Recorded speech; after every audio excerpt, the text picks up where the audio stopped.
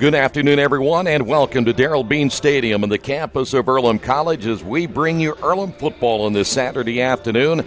This is the Farm Bureau Insurance with Kevin Shear pregame show. The Quakers try to pick up a win this afternoon against a very good Mount St. Joseph University Lions football club that will come in with a high-powered offense at 2-1, 1-0 in the HCAC. Great to have you with us. And we talked about conditions earlier today during our field hockey matchup here in Richmond. We were having temperatures in the upper 80s, lower 90s, and humidity really bad over the last couple of weeks. But today, temperatures are very cool. In fact, we might get to 65 by the end of this one here today, but cloudy skies and certainly heat and humidity will not be a factor here this afternoon. For the Quakers, though, they have to face an offense that can put up some big numbers. It's almost like playing against a video game today. We're going to talk about Mount St. Joe coming up in just a few moments. Quakers trying to get a victory here, but it's not going to be easy. We're going to come back and talk with head coach Nick Johnson coming up in just a few moments. This is the Farm Bureau Insurance with Kevin Shear pregame show right here on Radio Troy Digital Sports. Some people are born lucky. Other people take luck into their own hands, avoid stepping on sidewalk cracks, and wouldn't dare walk under a ladder. But whether you were born with luck or make your own, when it comes to your insurance coverage, luck should have nothing to do with it. So talk to Indiana Farm Bureau Insurance today or visit them online at infarmbureau.com to purchase an auto policy. Indiana Farm Bureau Insurance. Stop knocking on wood. Questions about your coverage in Wayne County? Call 765-962-9548 and ask for me, Kevin Shear. At First Bank Richmond, we provide you with an excellent banking experience. Whether it's personal checking, savings, mortgage loans, consumer loans, retail lending, or trust and investments, you can count on First Bank Richmond. First Bank Richmond has been serving the Richmond area since 1887. For more information, give them a call at 962-2581 or go to their website at firstbankrichmond.com.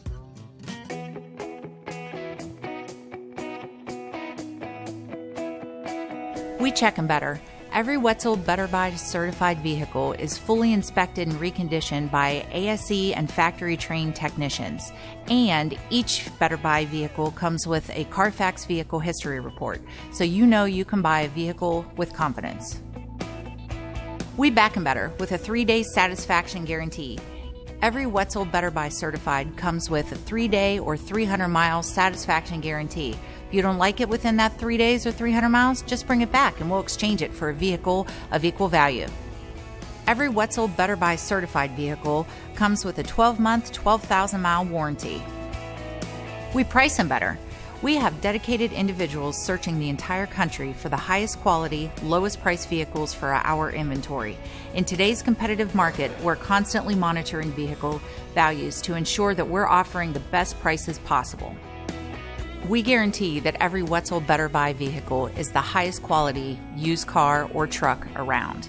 Our reconditioning process guarantees that you are getting a vehicle as close to brand new as possible, and our warranties back that up.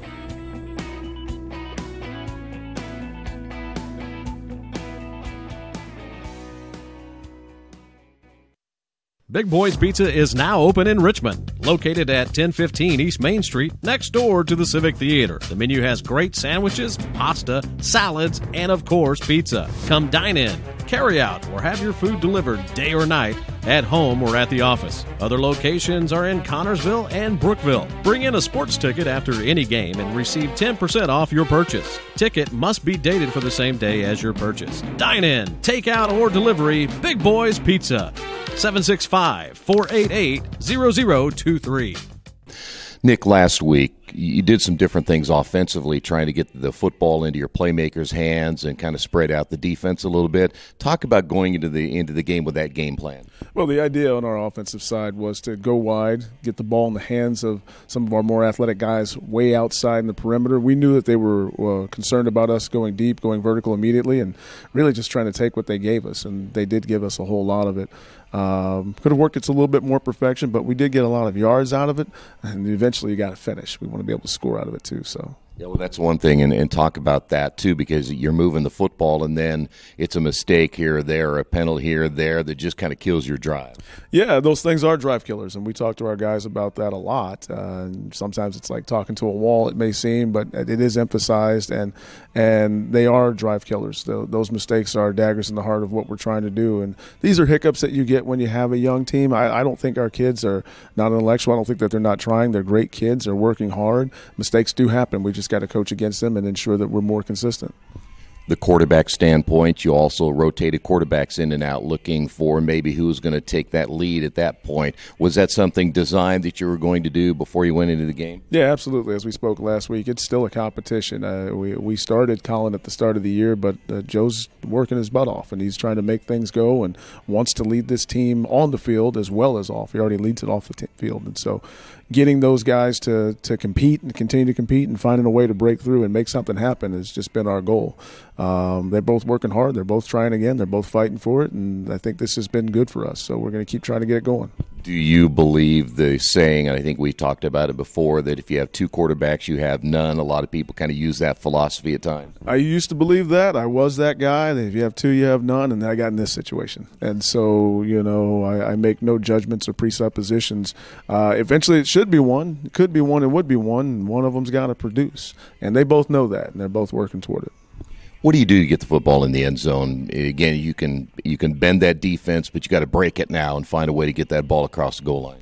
I think consistency. It's just consistency. It's not shooting ourselves in the foot like you said earlier. It's finishing on drives and finishing on plays. It's finishing our blocks up front from a young but working hard offensive line. It's making the right reads from the quarterback position. That's a big part of it right now, is having those guys not get so caught up in the competition and trying to make something happen that they don't end up doing the thing they're coached to do. And so making the correct reads on the backside or front side of plays when it's open is going to be the key, because they're all designed to score. They're all designed to finish, and we just got to make it look that way.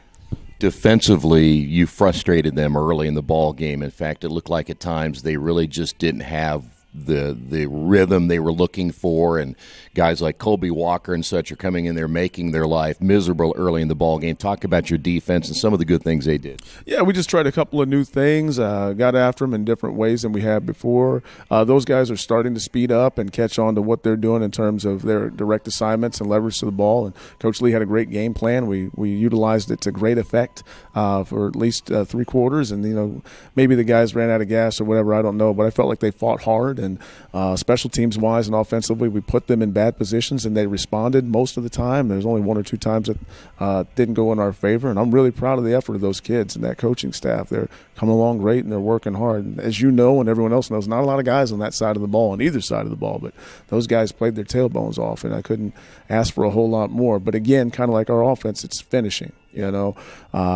let them go on too many third downs, too many fourth downs, and so we've got them caged in. We've got the money downs. We've got to make hay, and those kids know that.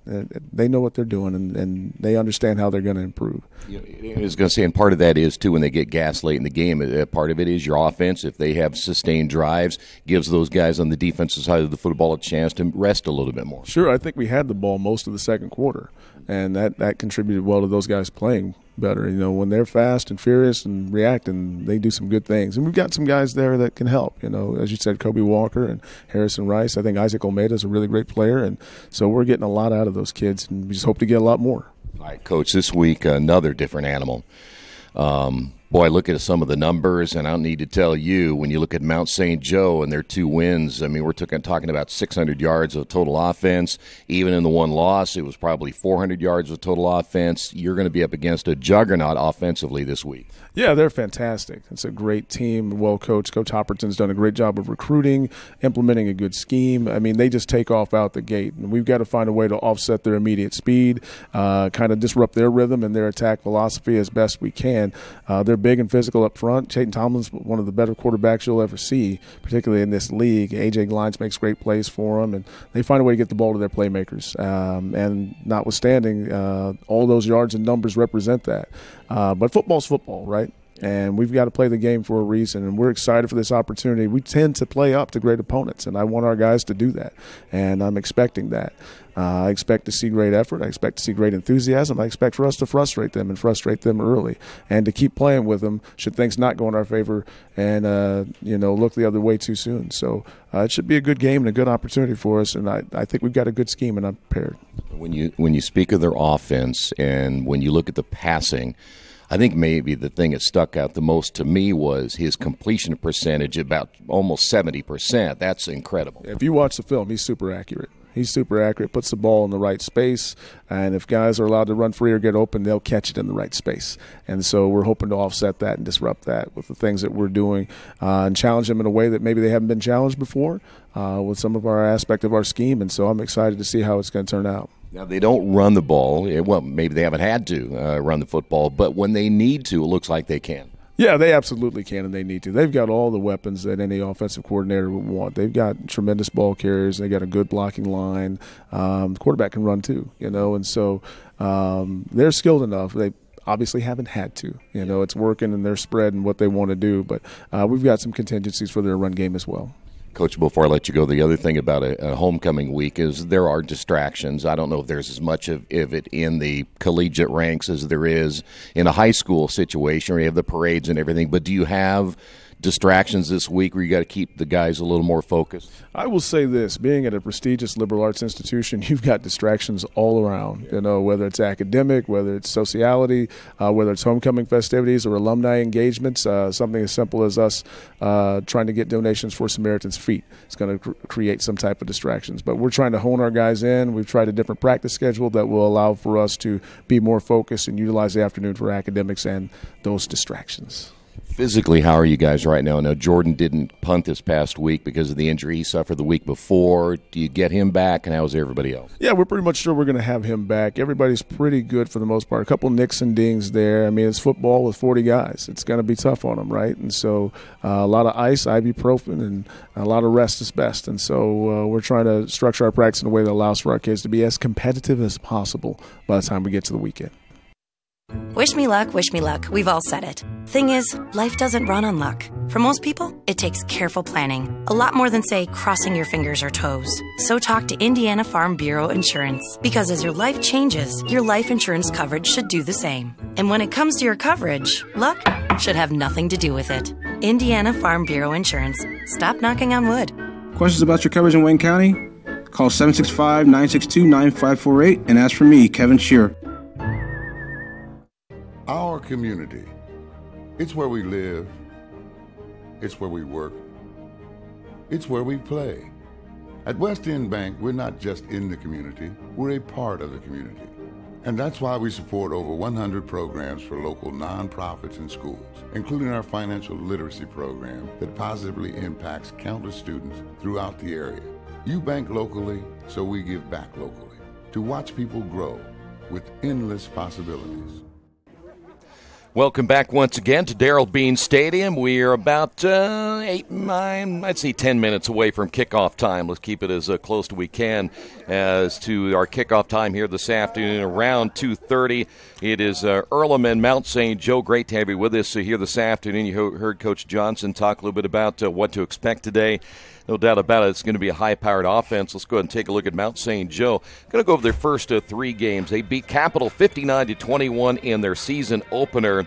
They managed 605 yards of total offense, 446 through the air, 159 on the ground. They travel to Morehead State. They lose that contest 48-19, still almost gaining 400 yards of total offense on the afternoon, 363 total, 209 through the air. And then they beat Rose-Hulman 54-35 in their conference opener, 610 yards of total offense, 558 through the air in that contest. Now, here are the numbers they have in the two wins this year. 1,215 yards of total offense in those two games. That's 607.5 in two games. Those are the two wins. In passing, already over 1,000 yards, averaging 502 per game, and they've already thrown 14 touchdown passes in two wins. Coming into today's game, they're averaging 44 per game, 526 yards of total offense, 121.7 on the ground, and 404.3 yards per game through the air. We're going to have a long afternoon if they throw the ball the way they have so far this season. Chayton Tomlin, 21-28 against Capital, 442 yards, only 190 against Morehead State. And then last week he exploded again. The quarterback went 26 of 39, 558 yards, 7 touchdowns, and 1 interception in that contest. And we heard Coach talk a little bit ago about A.J. Glines. 14 receptions, 268 yards, and 4 touchdowns. Grayson Roberts, 209 yards receiving, at average nearly 35 yards per reception and 3 touchdowns as well. So they're going to put up big numbers. This Earlham defense is going to get tested big time here this afternoon. Of course, as we go on throughout the game, we'll have more on Mount St. Joe. They will be on full display here this afternoon. We'll come back in a couple of moments, get you updated on what's happening already in the HCAC this afternoon. There are 4 total games going on this Saturday. Today's game being brought to you by your Richmond area Subways. Each day of the week, you can get a different 6-inch sub. No artificial flavors or colors, only $3.50. Every Monday, the sweet onion chicken teriyaki. Tuesday, the oven-roasted chicken. And Wednesday, the turkey breast. Treat yourself at Subway. 4 locations in Richmond and Hagerstown. Subway, eat fresh. We'll continue in just a couple of moments on the Farm Bureau Insurance with Kevin Shear pregame show right here on Radio Troy Digital Sports. Kate's Cages is the #1 indoor training facility for baseball and softball in Richmond by far. With top-flight instructors, you will learn how to play the game the right way. Everything from pitching, hitting, catching, and fielding. Kate's Cages will also have the opportunity to participate in triple play fall ball, the softball academy, individual and team camps, and individual private workouts. Kate's Cages Baseball and Softball Indoor Training Facility, 1366 Rose City Boulevard. Call 993-2353 for more information. Since 1994, Beach Automotive has provided motorists in the Richmond area with comprehensive auto repair services that include car and truck care, alignment, brakes, tires, engine, transmission, and more. You'll be hard-pressed to find the same level of expertise that our auto mechanic specialists provide. For a high-performing vehicle, trust Beach Automotive. To learn more, call 765-966-8181. Beach Automotive, 110 East Main Street, Richmond.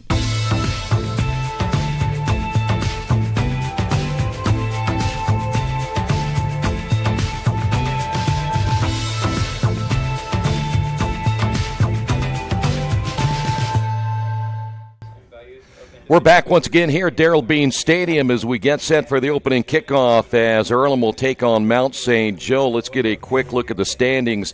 Franklin, Mount St. Joe, Bluffton, and Manchester all at 1-0. Hanover so far no play in the conference. Anderson, Defiance, Earlham, and Rose all at 0-1 on the season. As for the schedule for today, let's take a quick look at the 4 games that are being played today. In fact, 2 games are already underway in the second quarter with 11:26 remaining. Hanover leading Bluffton 21-0, and Defiance, they're on top of Anderson in the second quarter 7-6. Later tonight, a Rose contest. In fact, they're going to play at night. Rose Hallman hosting Manchester. Those are the only 4 games being played again today in the HCAC. We'll be back. The kickoff is coming up in just moments right here on Radio Troy Digital Sport.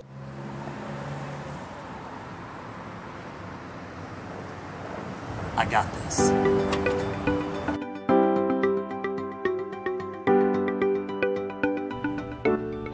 I got this.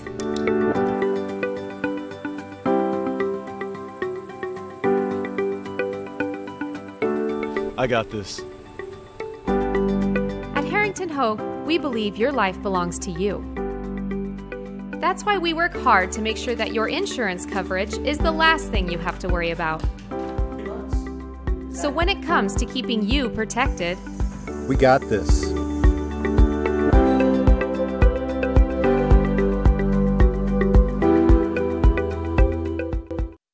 Finding just the right used car can be a daunting task unless you shop at Tony's Car Sales in Richmond. Hi, this is Troy Narangowski. I can guarantee you one thing. Tony's professional staff will help you every step of the way without all that pressure of buying a new car. Hey, I bought my last 2 cars from Tony's, and it has been a great experience every time. Tony's has lots of one-owner cars, SUVs, and trucks ready for you today. Tony's Car Sales, 250 National Road West in Richmond. Hello, my name is Kyle Schwarzkopf. I'm the manager of Kyle's National Road Auto, in business in Richmond since 1979. We employ ASE certified technicians, and we have over 80 years of experience. We work on all domestics and most European and Japanese cars. Give us a call at 966-1555. Kyle's National Road Auto Service. My name is Kyle Schwarzkopf, and I approve this message. Are you looking for the right place to work out? A place where you have several choices and can have fun at the same time? Well, that place is right here in Richmond, Family Fitness Works. Family Fitness Works has spinning, Zumba, kickboxing, core works, kick fit, body pump, body flow, and much, much more. And don't forget, Family Fitness Works also has Richmond's most extensive free weights and Nautilus in the area. Check out their website at familyfitness.com or stop by at 213 North 3rd Street in Richmond. Well, the Quakers will get the football first here this afternoon. Welcome back. Overcast skies. Mentioned temperatures again, very, very chilly this afternoon compared to what we have had a homecoming weekend. It has already been busy. Volleyball team currently underway. They're taking on Waynesburg as we speak. Principia in town. They're taking on the Earlham women. In soccer action going on at Matlack Messer Stadium. We have football here. We also saw earlier today the field hockey team in action. So again, a busy afternoon for Earlham Athletics as the ball will be teed up at the 35-yard line, and we're ready to get this one underway. Quakers get the football first. Bilal is deep, also deep for the Quakers. Will be number 28 on the return for Earlham, which will be Connor Bray. And Earlham will get the football out to the 19-yard line on the return by Bilal. And here we go. Earlham's offense, Jamel Barnes, Elijah Bilal, along with Chancey Cothran and Malcolm Jones, your 4 receivers. Running back will be Melvin Davis. Colin Hoschild will be the starting quarterback. We'll probably see the rotation between the two throughout the afternoon. We'll talk about the offensive line coming up as well in just a few moments. 4 wide. Quakers football, first down and 10. First possession of the afternoon. They'll throw to the sideline. Ball will be caught. And a gain of about 4 on the pass play as Earlham inserting Zachary Baker into the starting lineup. So there is a change already for the Quakers from the original starting lineup. So it'll be second down. Quakers used a lot of short formations in their last possession, I should say in their last game here at Darrell Bean Stadium. Here's Davis on the carry, and Davis will get dropped for a loss. Big number 95, Spencer Kandra there, 6'3", 220, out of Cincinnati. Up front for the Quakers, Aaron Crichton along with Jared Obrin, Will Bradley, Luke Brake, and Keyshawn Butler. So now the Quakers will be faced with a 3rd down and 13.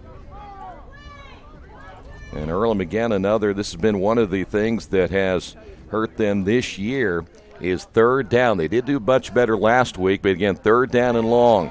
Hoschild to throw, pumps, throws low. It'll be caught, but it'll be short of the first down as Cothran on the reception, and now it's 4th down for the Quakers. So their first possession, they come up short. We'll call it 4th down and 6. And let's see who's going to be deep now for the Lions. They're going to have pretty good field position either way.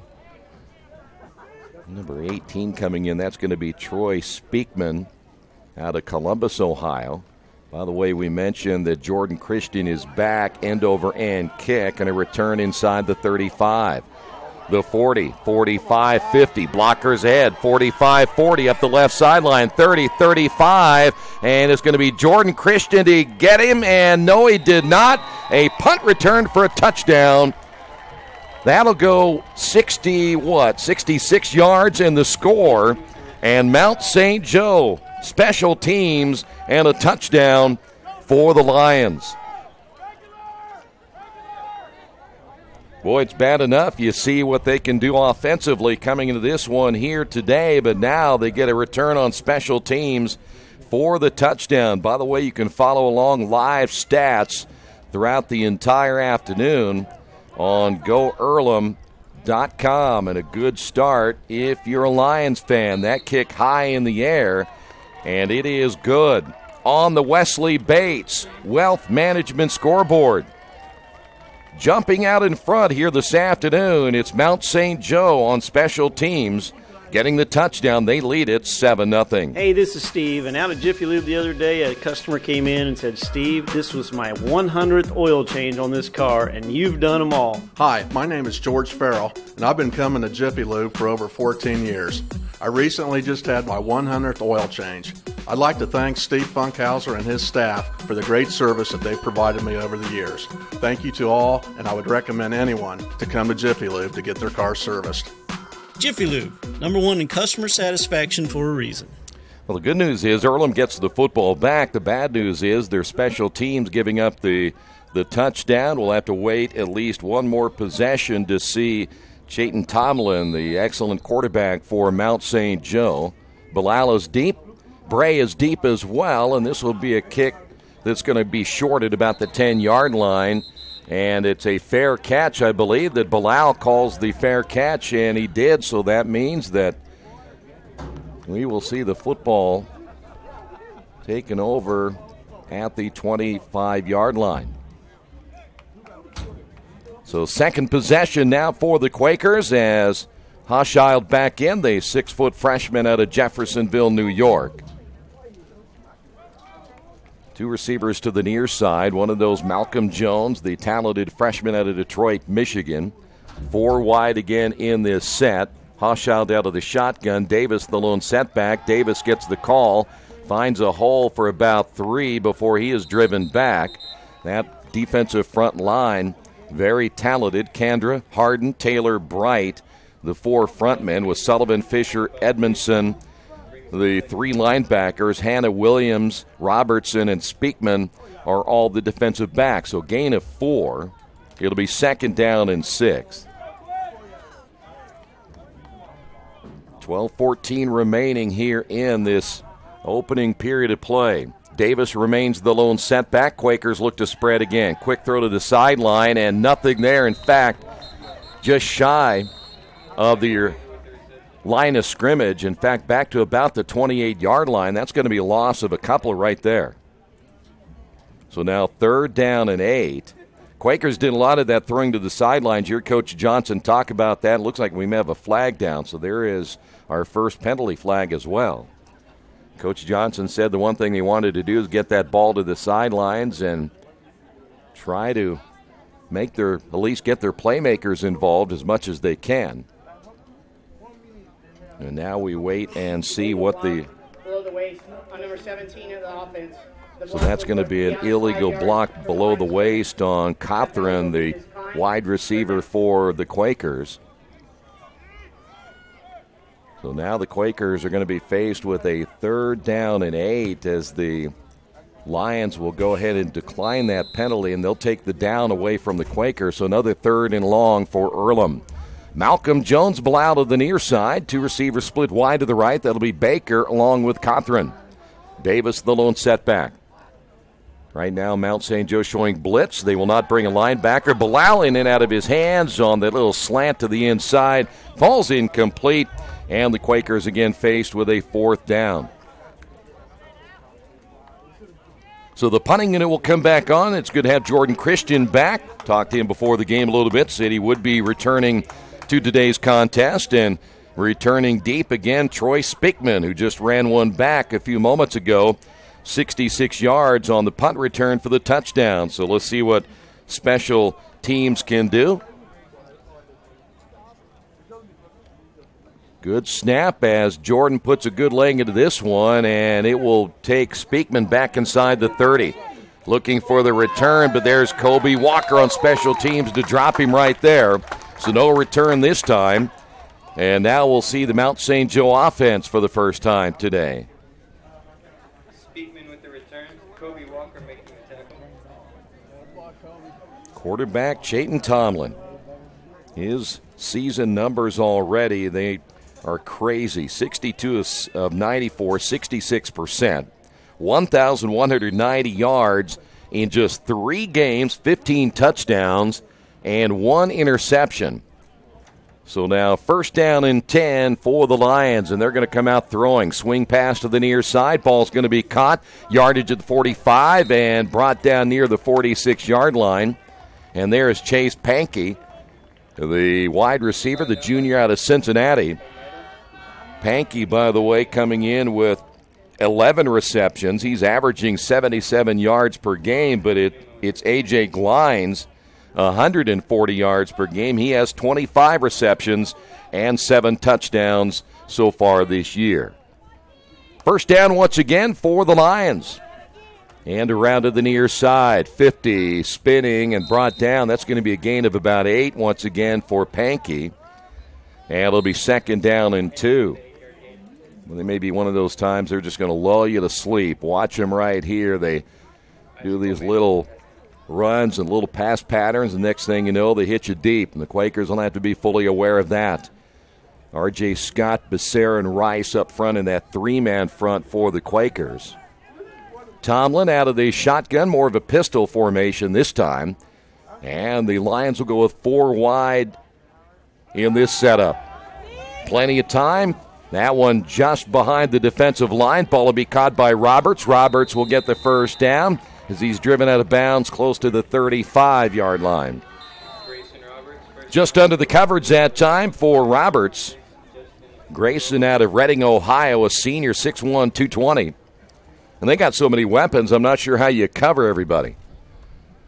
So first down at the 35-yard line. Tomlin again with a running back in the backfield. He's a pretty good one in Colby Newman. Newman just a freshman, but he really is very talented. Tomlin once again. High snap. Will look to throw to the near side. Ball caught once again by Roberts. Roberts 30, 25. Earlham crowd thought there was a holding on the near side. No whistle. Going to be close to a first down, and where the spot is, it looks like it will be a 1st and 10. Once again for Mount St. Joe as they now will march their first offensive possession here this afternoon, and they're off to a great start. As we mentioned, live stats throughout the entire game on GoEarlham.com, and right now Mount St. Joe are very comfortable. They're going to go deep to the sideline. Ball is going to be caught and then dropped. In and out of the hands of Pankey as it falls incomplete. On coverage for the Quakers, that was Justin Carobo, the senior. He is out of Cincinnati, probably knows a few of these players. In fact, several players out of the Cincinnati area where Mount St. Joe is located. So now for the Lions, it'll be second down and 10. 3 wide, 2 to the left. Hash mark right, 2 in the backfield along with Tomlin.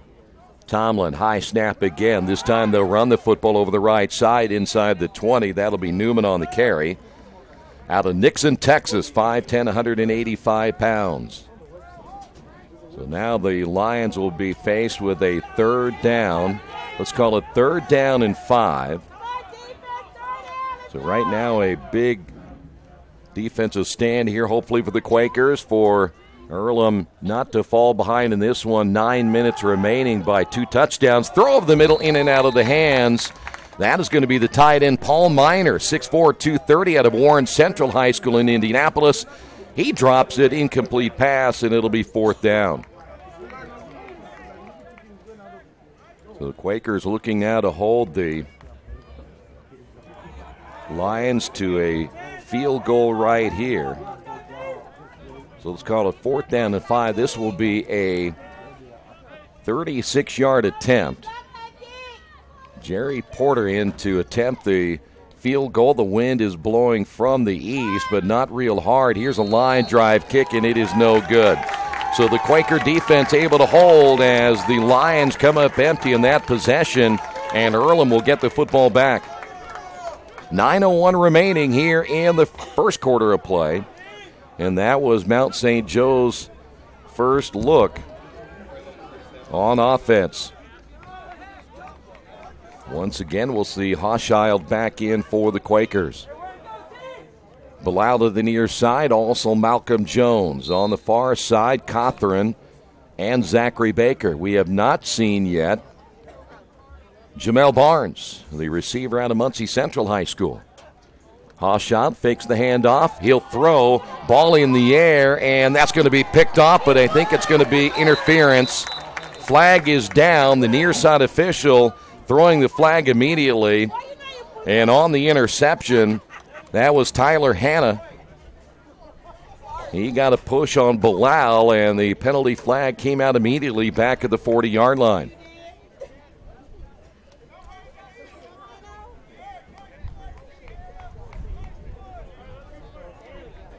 So now we wait and see where they'll place the football. Defensive pass interference, number 21 of the defense.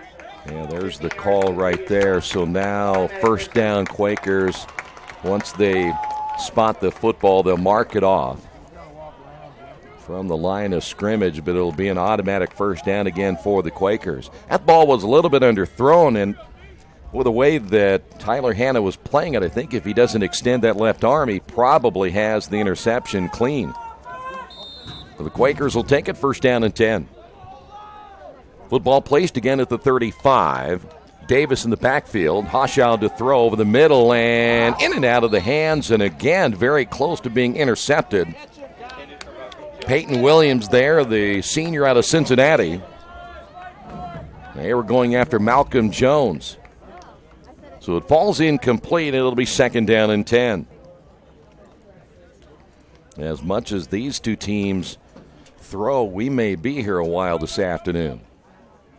Davis, the lone setback, 4 wide once again for the Quakers. Again, second down and 10. Hochschild will give it to Davis. Davis trying to find some running room. He's going to lose about 3 yards.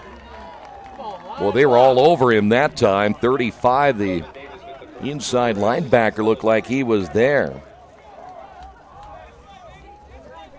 So now the Quakers faced with a third down, and let's call it 13. And Earlham, this is the third time they've been put in a third and long here this afternoon. Bilal to the near side, Cothran to the near side, as is Malcolm Jones. Zachary Baker also split wide to the right side with Davis. Hochschild will run the football. The quarterback keeper gets the first down.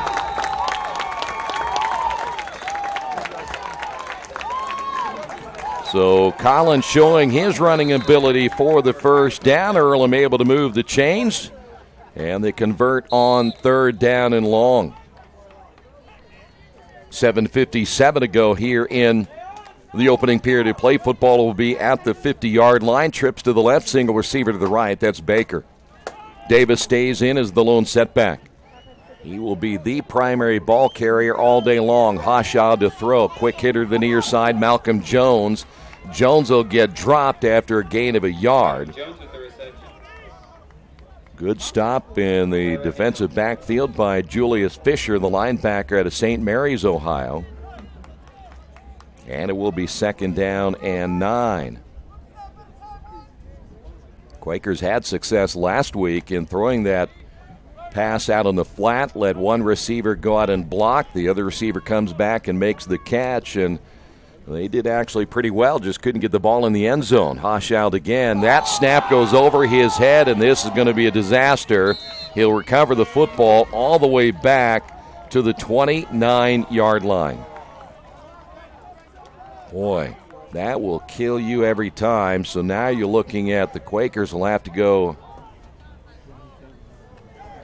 31 yards, 21 yards for the first down. So it'll be 3rd and 21. Boy, you're all the way back now to your own 29-yard line.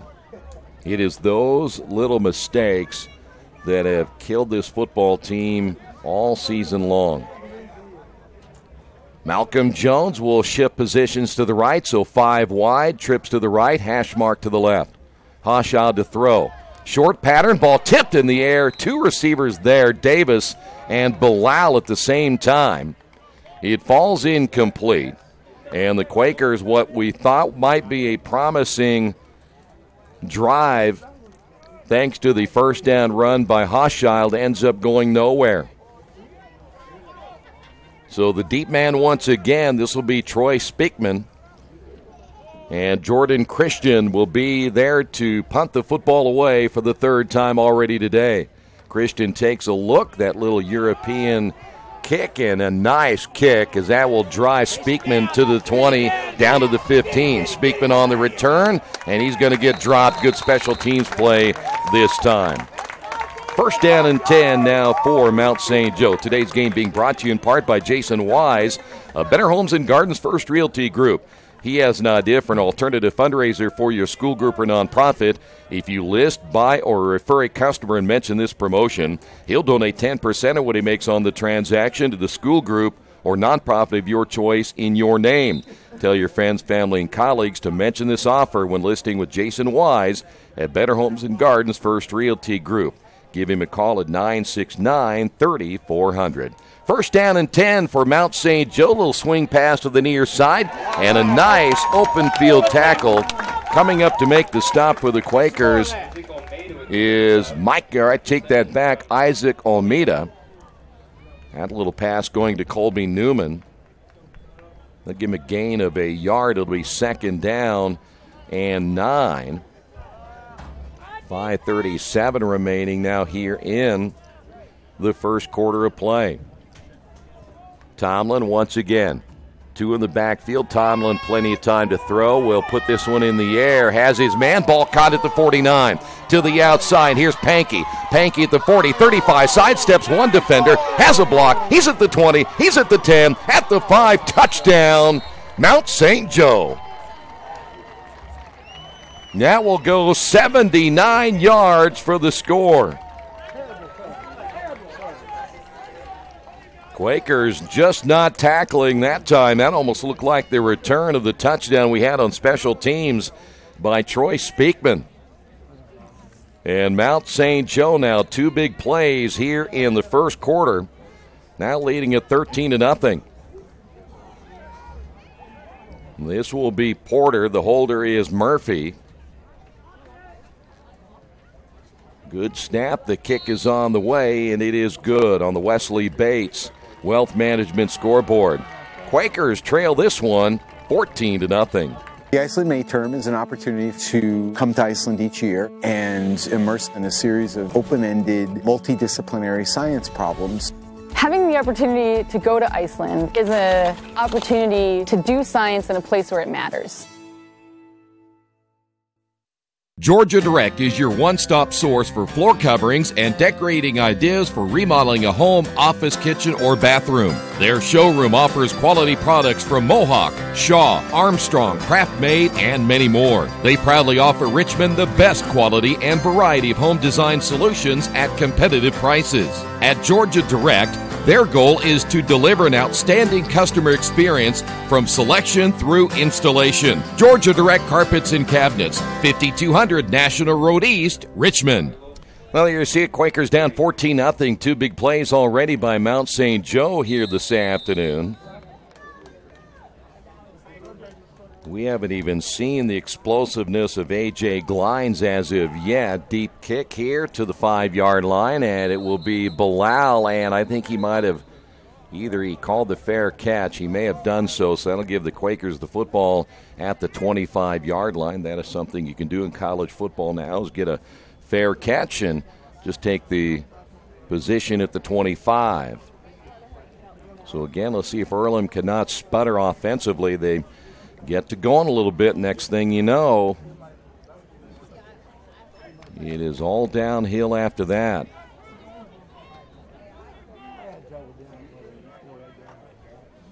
So first down and 10. Quakers again will spread it. Trips to the net. Left side. Davis, the lone running back. Hochschild so far has stayed in the game No rotation of quarterbacks. Ball caught by Malcolm Jones. He might get a yard. Quakers trying to get Cothran out there and Bilal out there to block, but just not a whole lot of real estate to work with. So we'll call it 2nd down and 9, 4:54 to go here in the opening period of play. Got to keep out of the 3rd and long right here. Need to get some positive yards in this possession. Trips to the right, hash mark to the left. Bilal to the near side. Jones the lone setback. Jones, they'll fake the handoff. Hoshow to throw, and he overthrows it. There was great coverage on Bilal on the near side. Nowhere to go with the football. Tyler Hanna was there, and, of course, a rush coming as well. Thanks to big 99, Corey Harden, 6'3", 255 out of Louisville, Kentucky. And here's the 3rd and long that the Quakers have been trying to avoid. And it faces them yet one more time.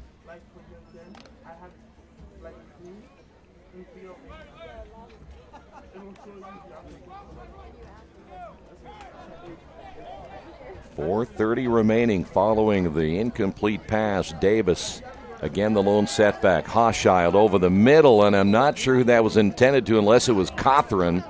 If it was Cothran, he thought he got interfered with. He's wanting a flag, but I think the pass was way behind him. And so the Quakers, again, have 4th down and 9, another 3 and out on this one. If I'm not mistaken, I'm going to check those stats. I think the Quakers have had just 2 first downs. That is the case, 2 first downs so far here in the first quarter, just 2 yards of total offense. Jordan has been busy already. End-over-end kick will land at the 35. This time the return man Speakman will get away from it. It'll take an Earlham roll all the way to the, 24? So 1st and 10 now for the Lions. Today's game being brought to you in part by your Richmond area Subways. Each day of the week you can get a different 6-inch sub, no artificial flavors or colors, only $3.50. Every Thursday the Italian BMT, Friday the tuna, and Saturday the Black Forest ham. Treat yourself at Subway. 4 locations in Richmond and Hagerstown. Subway, eat fresh.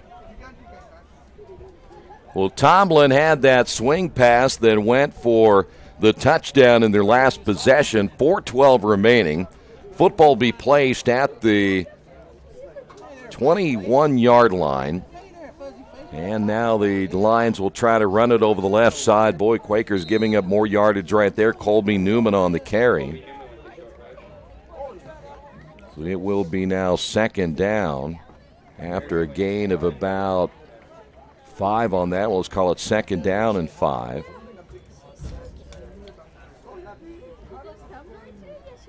Guys, you got him back there. Now keep him back there. Don't let him get away again. Clock continues to tick away, this time in the formation. Trips to the right, play action pass. They'll throw to the sideline. This time the tight end makes the catch. That'll be big Paul Miner, 6'4", 230. How did anyone get him out of Warren Central High School and not picking him up, knowing what a program they have? 1st down now for the Lions. That's a big body right there. And the Lions, again, no huddle offense. They'll keep the Quakers from making any changes in their personnel defensively. Here is Tomlin once again. Trips to the near side. 2 receivers split wide left, 5 wide in this set. Tomlin to throw again. Has a man. Ball caught at the 50. Spinning. Taking a hard hit, but staying there at the 48-yard line. On the reception will be Devin Bradley out of Lawrenceville, Georgia. And that'll be now 2nd down and 2 after the gain of 8 on that play. And now we'll wait for the tight end to tie his shoe. We mentioned Paul Miner already. Again, I'm a little bit concerned here because we haven't seen A.J. Glines do much so far in this first quarter. Play action pass again. The ball knocked down at the line of scrimmage. There for the Quakers, R.J. Scott out of South Boston, Virginia, able to get a hand on that one, and it'll be 3rd down and short. 2:25 to go in the opening quarter. Now, Glines wears number 4. Right now, he is in the slot. You see him right there at the EC on the field. He's one of the 3 to this side, but again, they have not even thrown his way as of yet. Lone setback will be Newman. 3rd down and 2 now for the Lions, up 14-0. Newman gets the call. He's going to get the first down and more as he'll dive ahead to the 42. So 1st and 10. This might be the fastest we have seen this clock run here in the first quarter of play, now that the Lions have kept the ball on the ground for a couple of possessions. Newman, the lone setback once again, 4 wide, 3 to the near side, pumping and now throwing, and here is number 4. This is Glines, and Glines, there's a flag down as he gets to the 35. Don't say who, me. You know you did it. Colby Walker there for the Quakers, also Cole Burrell helping to make the stop. This could be a holding or illegal use of hands right here. So we see Glines for the first time.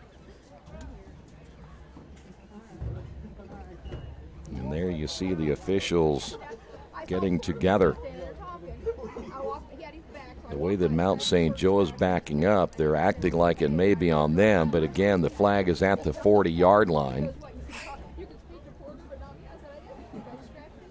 There's no foul. No foul. Offensive pass interference. The ball is caught behind the line of scrimmage. Result of play is first down. Okay, so they wave that flag off, so 1st and 10 on that pass play will make it now 2nd down and about 4. So after discussion, no penalty. Once again, Mount St. Joe 4 wide, split evenly to each side with 1 running back. Here is Tomlin to throw. He has all day, went short underneath coverage, 30-35, up the sideline, and finally going out of bounds will be Nick Murphy. But he stepped out of bounds at around the 17-yard line. There's another first down. Again, they just have so many weapons. Glines, Roberts, Pankey, Murphy, Newman, Tomlin. You can see why Nick feels this might be the best offensive team in the NCAC or the HCAC this year. 1st down and 10 for the Lions. 1:19 remaining in the opening period. Newman, the lone setback. Tomlin to throw again. Plenty of time. Will come near side. That one thrown to the back shoulder and caught. Going out of bounds is Roberts. That'll be inside the 5 at around the 2-yard line. That's a nice pass play. And so now you're looking at 1st and goal for the Lions at about the 2.5-yard line. That was just basically thrown to the back shoulder, and Grayson, the senior, coming back to the football. He has one-on-one coverage with Cole Burrell to the near side. Newman in the backfield. Tomlin again out of the shotgun formation. They'll look to throw again, and they had the coverage here on the near side. This time falls incomplete. Burrell there for the Quakers, and it'll be 2nd down and goal.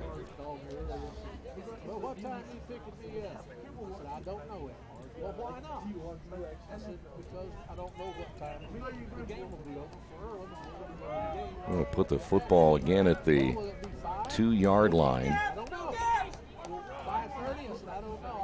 2nd down now for the Lions, and they'll fake the handoff again. Throw to the end zone, touchdown.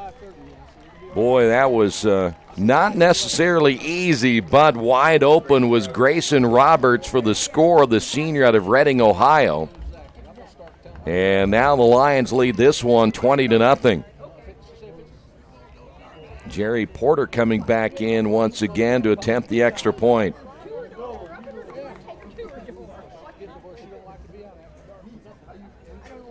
Roberts coming to this one with 3 touchdown receptions. Oh, of course, A.J. Glines with 7. And Tomlin just continues to put up some big numbers. The extra point is on the way, and it is good once again. 30.3 seconds remaining in the opening period of play on the Wesley Bates Wealth Management scoreboard. Quakers down 21-0. Little Sheba's Restaurant and Zini's Place. Come join us in Richmond at 175 Fort Wayne Avenue or at our newest location in Centerville at 129 East Main Street. Grab one of our gourmet pizzas, a deluxe sandwich, steak or fresh salad, and an ice-cold beer or your favorite wine. Featuring live music every Tuesday, Friday, and Saturday, plus more in our smoke-free environment. 10% discount with a valid student ID. It's better than being home. New Vision Sports is a training program that focuses on the training and improvement of this serious-minded athlete, including all ages and skill levels. From creating customized workout plans to providing ongoing motivation and support, New Vision strives to help you achieve your training goals. Their trainers use a variety of effective workout plans based on your specific goals. New Vision Sports, 977-5831, or go to their website, newvisionsports.com. That's New Vision Sports with a Z. Quakers down 21-0. Welcome back to Darrell Bean Stadium. Earlham will get the football back, and we're down to our final few seconds of this third. Here is Bray, the freshman from Northeastern High School, back up the gut of this one to about the 21-yard line, and that's where the Quakers will take over 1st and 10. See if the Quakers will stay with the starting quarterback, Hochschild. They've been going back and forth. In fact, did so last week with Enright, but it is Hochschild who will stay in. So the Quakers, the last few seconds here in the opening period, the kickoff, or should say the punt return got it started. The big pass play and then the drive, the 3 scores. Here's Davis bouncing to the outside. He's going to make something positive, get about 3 yards to the 25, and that's going to do it for this quarter. We'll call it a gain of about 4, so it'll be 2nd down and 6, and that's going to do it for the period. At the end of 1 on the Wesley Bates Wealth Management scoreboard, Quakers trail it 21-0. This is Earlham Football and Radio Troy Digital Sports. Mancino's is family-friendly, serving fresh grinders, pizza, pasta, and salads daily. They serve great food priced for family budgets. And whether it's one of their homemade grinders, salads, or pizza, there's sure to be something for everyone in your family. Our baking process may cost a little more and take more time, but the end result of freshness and flavor make the real difference in all of Mancino's award-winning products. Mancino's of Richmond. Give them a call at 966-1161 or go to their website, mancinosofrichmond.com. As an internet service provider, Parallax Systems offers reliable residential high-speed internet service and business service. With a fiber backbone reaching over 150 miles, we have created a multifaceted delivery system. Our dark fiber leasing has proved beneficial to public and private sectors alike. Parallax serves Wayne County and surrounding areas. Parallax Systems, when speed matters, a division of Richmond Power and Light.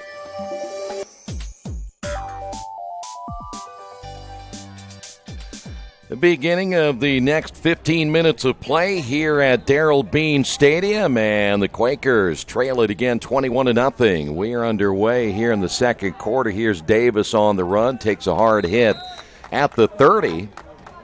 He'll be shy of the first down by about a yard, so let's call it 3rd down and 1. First time the Quakers have been in a situation where they've actually had a 3rd and 1 so far here this afternoon in the first half.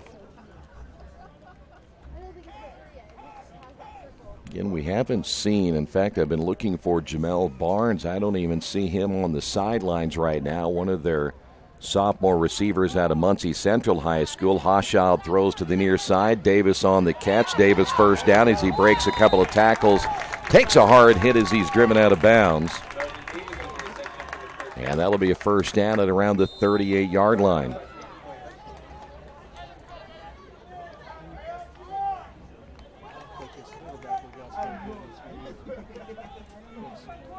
So first down, Quakers. 3 receivers split wide to the left, the near side. That'll be Zachary Baker. Hochschild again will hand off to Davis. Starts right, cuts left, cuts back to the right, and then again another cut to the left and dropped at the 41-yard line. Getting about 3 on the play. Well, he does a good job cutting back and forth. 2nd down and 7, 13:32 to go in the second. Earlham 4 straight home matches, or should say home games, before they head on the road next week. Quakers trips to the left. Single receiver to the near side. Hochschild to throw. Has his receiver at the 43. Will be dropped at around the 45-yard line. That is Corey Peters on the reception. So it's going to be third down again for the Quakers. This time third down and about 3.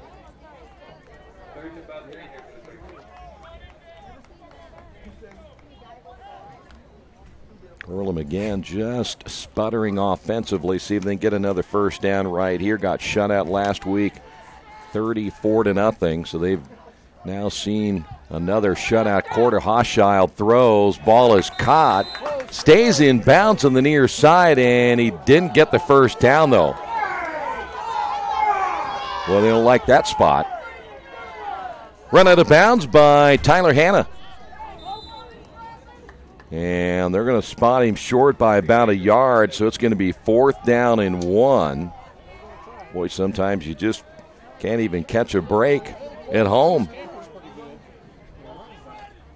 Sure, the sidelines giving the official a what for on that spot, but it'll be 4th down and 1. Let's see if Quakers can keep this alive. It will be Davis. Here they come, and I don't think he got it. In fact, he lost yards. He did, all the way back to about the 41, and they were coming after him.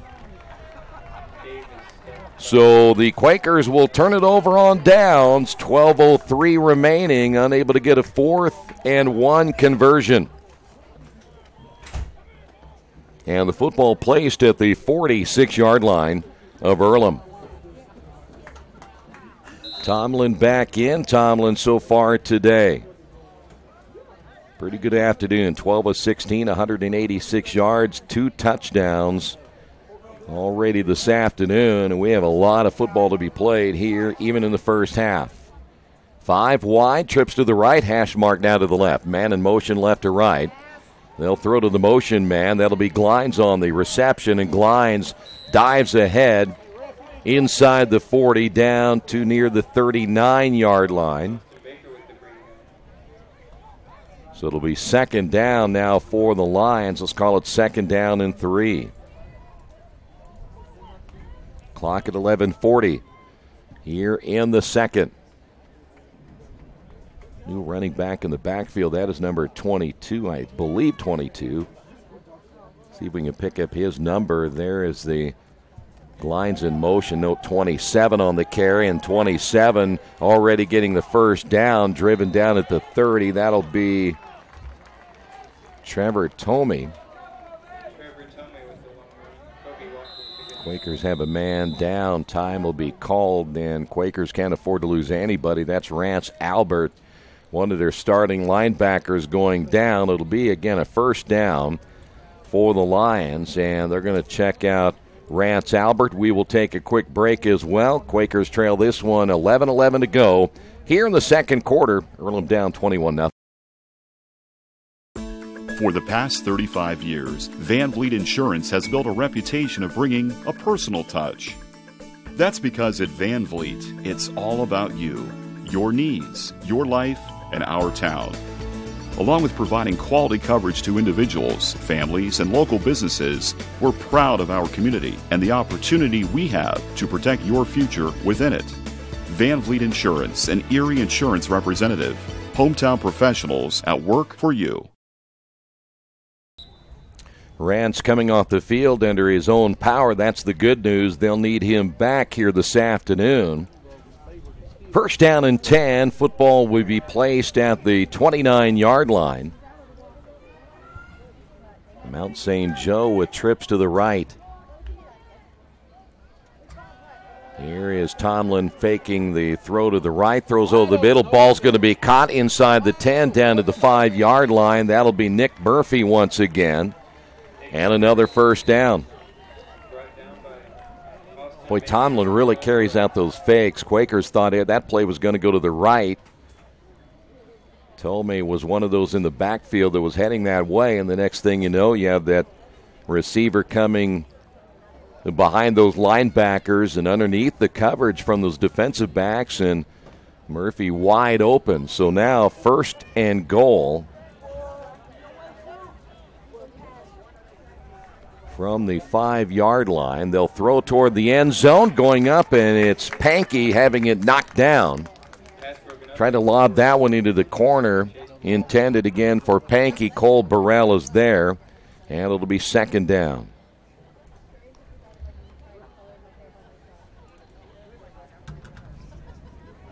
.10:09 remaining. Well, the crowd having to go from summertime to fall here this afternoon. 2nd and goal from the 5-yard line. Tomlin the handoff.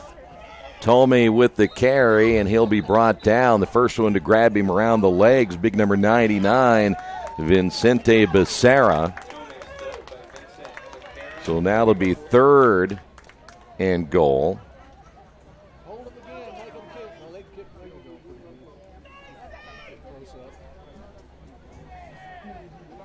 Still in the game will be Pankey to the left.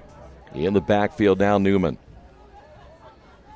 They use the tight end. You see Paul Miner lined up as the H-back to the left. They'll fake the handoff, rolling as Tomlin looks over the middle. Ball thrown and caught for the touchdown. Cooper Earls, the wide receiver out of Blue Ridge, Georgia, there to make the catch for the score. And the Quakers now trail this one 27-0 with 9:25 remaining here in the first half of play. This guy's been busy already today. Jerry Porter will come in and attempt the extra point. Kick is on the way, and the officials say it is good on the Wesley Bates Wealth Management scoreboard. Quakers down in this one, 28-0. At the Reed Orthopedic Center, our physicians and support team devote themselves to helping you return to a healthy and active lifestyle. Our expertise includes shoulder, elbow, foot, ankle, hand, wrist, hip, and knee injuries, as well as pain management and rehabilitation, and school athletic training programs and sports medicine. We are committed to providing you with the best possible orthopedic treatment that we can. To request an appointment at the Reed Orthopedic Center, call 765-935-8905. For over 30 years, Reynolds Plumbing has been keeping the Richmond-Wayne County area running. Whether on commercial properties, restaurants, or residential, they've done quality plumbing, heating, and air work for thousands of customers. In a small town, a company like theirs cannot stay in business for as long as they have without being very good at what they do. It's not just about quality work, it's about customer service. If that's the kind of experience you want on your next plumbing or HVAC job, then Reynolds Plumbing has you covered. Call Reynolds Plumbing today at 966-0994. Bray on the return for the Quakers. Not much there as he gets buried inside the 15-yard line. They're going to give him forward progress to the 15. So now Earlham will start deep in their own territory, down 28-0 with 9:19 remaining here in the second quarter. Halftime, we'll give you the first half statistics. We'll also check out, as always, the college football scoreboard. A lot of action going on today as well. Our top 25 previews on radiotroy.com. You can also check out the NFL previews for this weekend. Quaker is going to bring in Zachary Baker as a blocker, and that's almost a pick six right there. Tyler Hanna stepped right in front of that pass, and he nearly scored. And you can hear the moans and the groans from the Earlham crowd. That was not a throw that Hochschild should have made right there. But they have a receiver come back, and they have seen enough of that already, I'm sure, on film to know that they can make that play if Hanna times it just right. So now 2nd down and 10. Here's Davis. Davis trying to find some running room, and he might get a half a yard. It's going to be 3rd down and 10 as this offense just has nothing to work with. 8:55 remaining.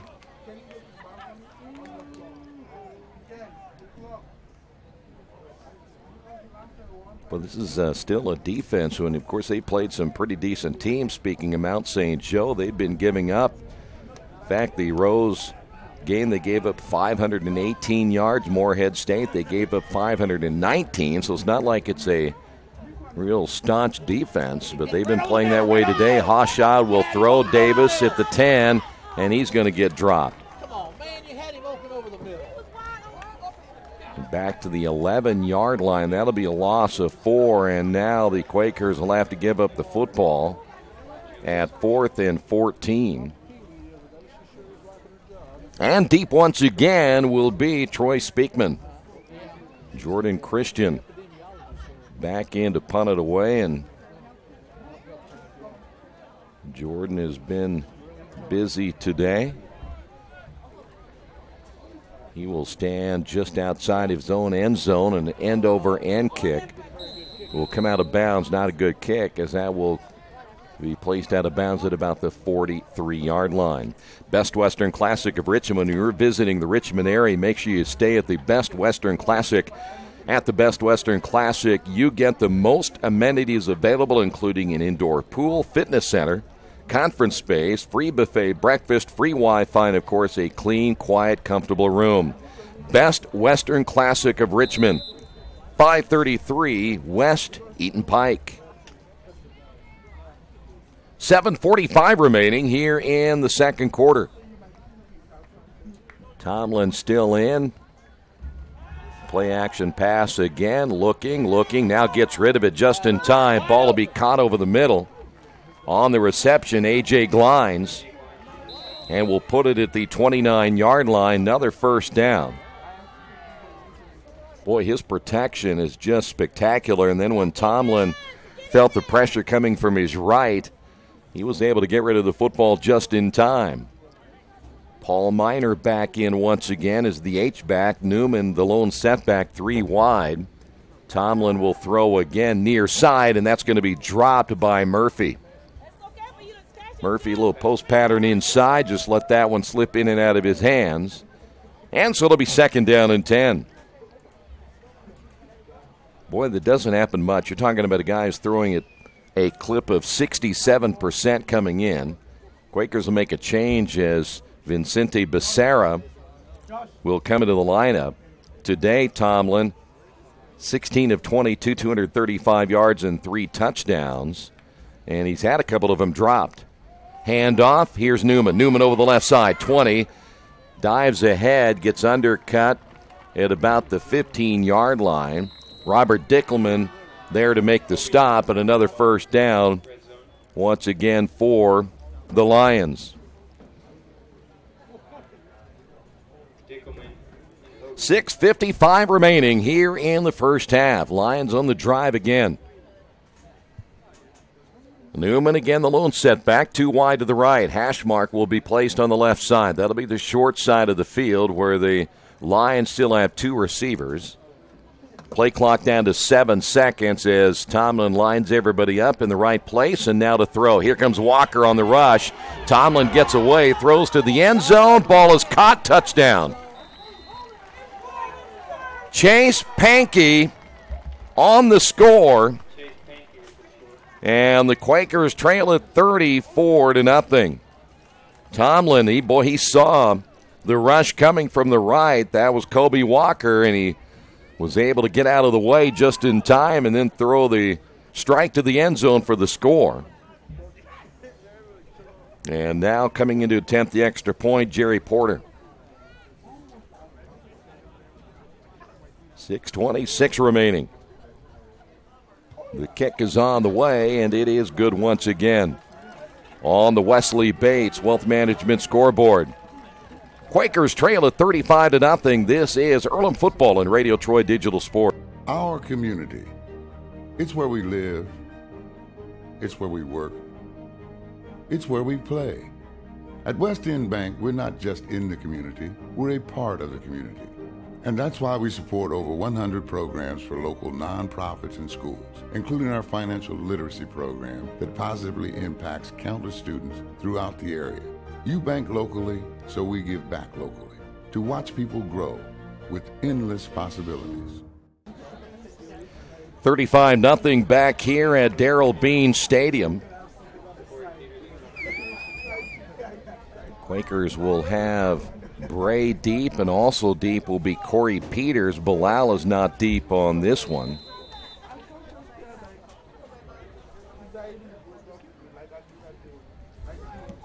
Line drive, end over end kick, and this will just sail into the end zone. The wind behind the kicker on that kick. So now the Quakers will have the football, first down and 10. Just got to get this offense rolling at some point. And haven't found much to work with here this afternoon against that Mount St. Joe defense. They're just kind of pinning back their ears and coming to right at the quarterback.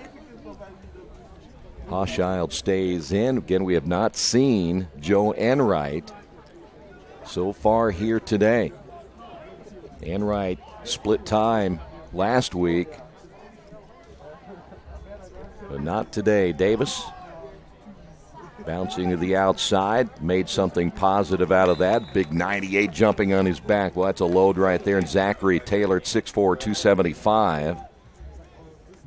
Gain of about 5 on the carry by Davis. It'll be second down and 5.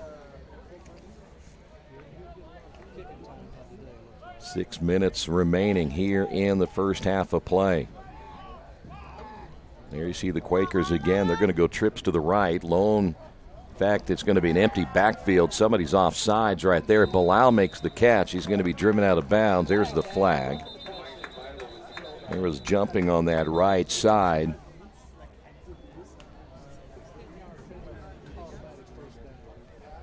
Right defensive end.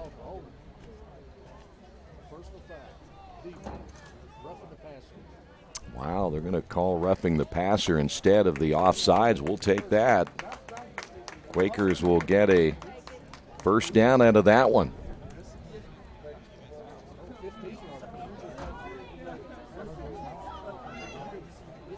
That's the first the first penalty against the defense here this afternoon of Mount St. Joe and roughing the passer.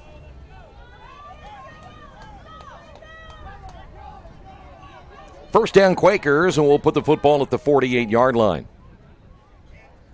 Davis in the backfield with Hochschild. Trips to the near side. Hochschild to throw high in the air, and Bilal is there. Good coverage down the sideline, and number 18, Troy Speakman. We've talked about him quite a bit. And it'll be second down and 10. Don't see any flags on the field right at the moment. So second down and 10 now for the Quakers. Stops the clock at 5:24 here in the first half. I mentioned at halftime, we're going to run down the college scoreboard. Already several games underway this afternoon. Boy, what did Michigan do today to Nebraska? Nebraska and Scott Frost as the Quakers try to run the football for Davis, and again, not much there. Scott Frost, who went back to his alma mater from Central Florida, finds himself maybe in an 0-3 hole already this year. Quakers back to third and long. Football placed at the 49-yard line. Jones and Baker to the near side. Bilal, the lone receiver, to the left. Cothran will be the H-back to the right. Hochschild now rolling to his right, throws. Davis makes the catch, and Davis run out of bounds at the 45. He will be 3 yards short of a first down, and so it'll be fourth down and 3 now for Earlham. Boy, at this stage, you're on a long losing streak. You haven't won this year. You've seen your offense sputter. You might as well go for it at this stage, down 35-0. Quakers didn't get it the last time they went for it on fourth down. Hochschild to throw again. Rolling. Davis out of the backfield. Makes the catch for the first down at the 40.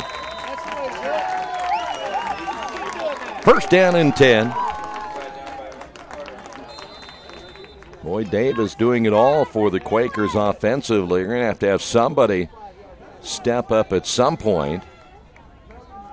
Davis, 8 rushes for just 7 yards, and he's also caught the football a couple of times. Quakers still offensively just 25 yards of total offense. And once again, it'll be first down for the Quakers. Again, the football at the 40-yard line. Ashad will keep it himself. 35. Boy, he took a shot at the 33-yard line. He got drilled by Tyler Hanna, but a good run. Second down. We'll call it second down and 2 after gain of 8. 3:15 remaining. This would be huge to get something here before halftime. Bilal to the left. Also to the left will be Cothran along with Malcolm Jones. That'll leave Zachary Baker to the near side. Davis in the backfield. They'll throw. Ball caught. And that's going to be maybe a first down depending on the spot of the football. The catch was made by Malcolm Jones. And it looks like he got the first down. Best drive so far of the day for the Quaker offense.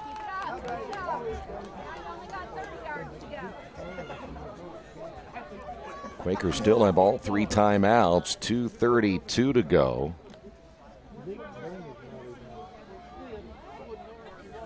Quakers again will come trips to the near side. Davis has been the only running back used today for the Quakers. Quakers to throw. Here comes pressure. Dumped it off to Davis. 30, cut back, and then brought down after a gain of a couple. Earlham may have to use a timeout at some point here. I'm going to call it second down and 8. 2 minutes remaining. Football at the 27-yard line. I'm not exactly sure from a kicking standpoint that they have a good enough kicker in Javier Lopez. This still might be a little bit out of his range, and as I mentioned earlier, the wind is not a big stiff wind, but the wind is blowing from the east, and that could make a difference as well. That's Bilal in the backfield. Davis gets the carry. Davis trying to find some running room to the near side, gets drilled. May go out of bounds at the 30. If he does, that's going to be a loss of 2 or 3 yards, and we'll have to see where they spot the football. Any way you look at it, it's going to be third down and long. We'll put it, boy, they were nice right there. They moved it back, so to the 29. So you're basically looking at 3rd and 10 with 1:30 to go. Bilal split wide left. Baker to the near side, Cothran to the near side. Davis in the backfield. Hochschild will throw again. Here they come. Hochschild better get out of there. He does, and will be brought down, but he will not get the first down as he goes to the 26-yard line. And the Quakers now faced with a 4th down. And you're at about 4th and 7.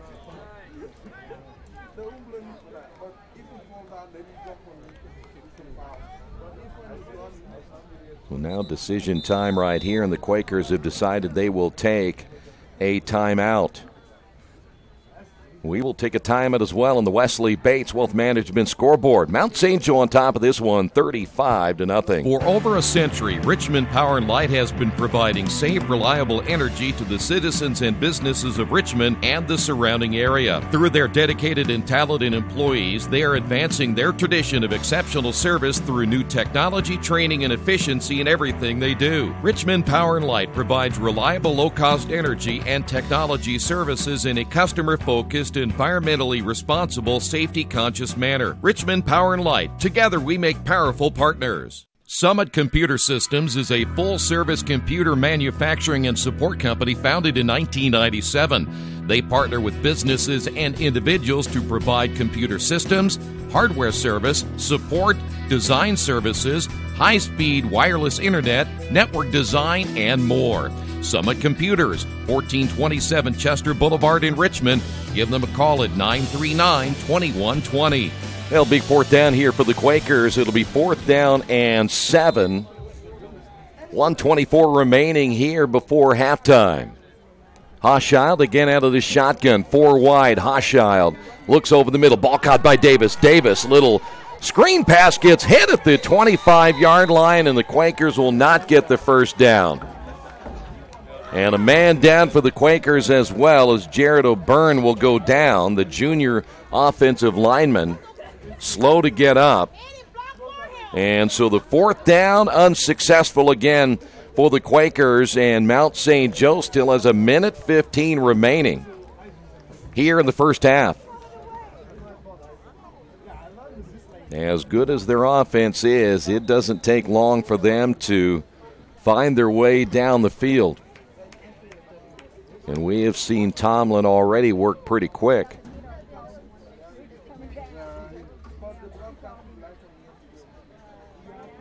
So first down, empty backfield. 5 wide here for the Lions.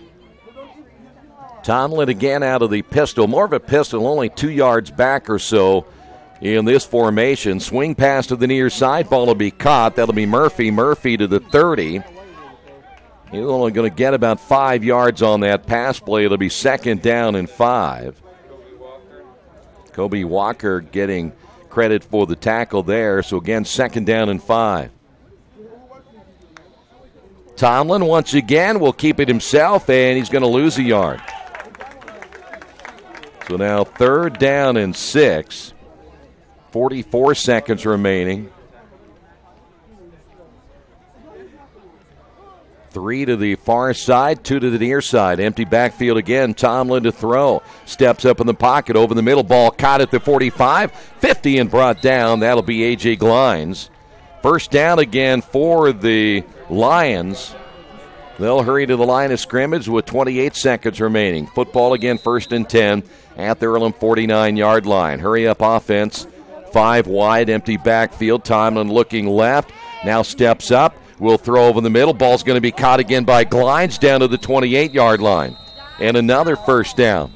And Mount St. Joe this time, I believe, will call the timeout, and they will. They have 2 timeouts remaining. We mentioned at halftime we're going to talk about some of the college games going on. We'll run down the first half stats, but if you did not see that Michigan score earlier today, they're about done. But Nebraska went to the Big House, and they got whipped today. In fact, it's 56-10. We'll have those scores coming up. That's a huge, huge game right there. Purdue finally got a win. They beat Boston College today at home. Boston College jumping into the top 25 this week, so that's a huge win for the Boilermakers. A lot of games coming up later today. Stanford, Oregon, that ought to be a good one in the Pac-12 coming up later on tonight.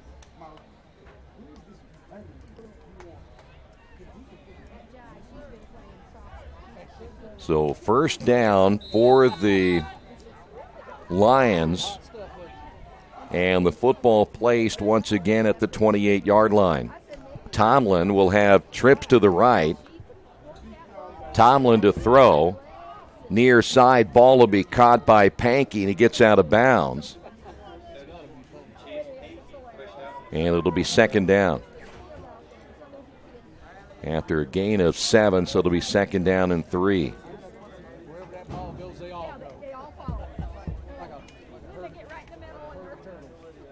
9.9 seconds remaining in the first half. Tomlin, let's see if he'll take a shot at the end zone. Tomlin drops back, throws toward the end zone, and just out of the reach of the intended receiver, that is Devin Bradley. The ball might have been a little bit behind him, but it falls incomplete.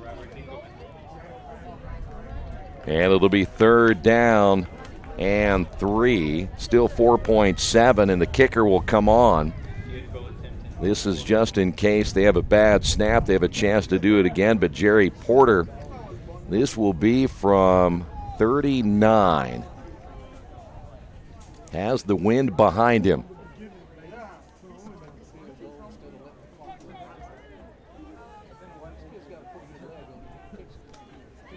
Good snap. The kick is on the way, and the kick is good. 39 yards out and the field goal. And that's going to do it for the first half. Good way to end this one. If you're a Lions fan, not for the Quakers. They'll go into the locker room trailing this one 38-0. We'll come back with the halftime numbers and much more in just a couple of moments. Stay right there. This is Earlham Football and Radio Troy Digital Sport.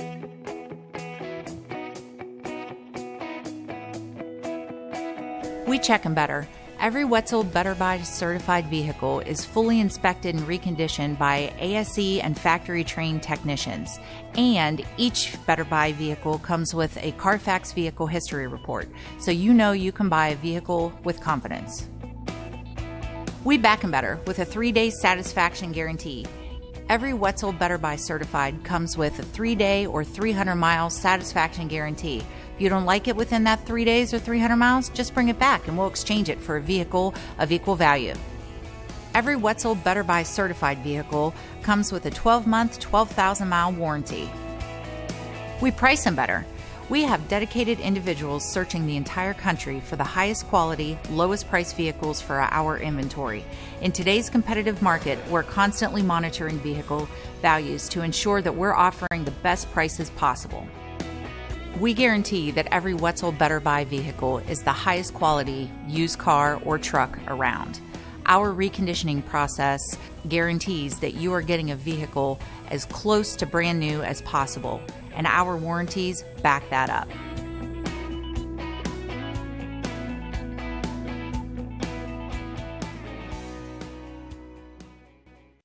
Mendenhall's True Value in Richmond is your local source for the things you need at home or your business every day. Everything from hardware, tools, carpet cleaner rentals, window and screen repair, lawn and garden supplies, as well as hunting and fishing licenses. It's all in one place at Mendenhall's True Value Hardware, right around the corner at 125 Southwest 5th Street in Richmond. Give them a call for more information at 962-4842. Today's game is being brought to you by Tri-County Awards in Richmond. Customized awards and quality engraving services. When you come to Tri-County Awards, you'll get nothing but the best customer service.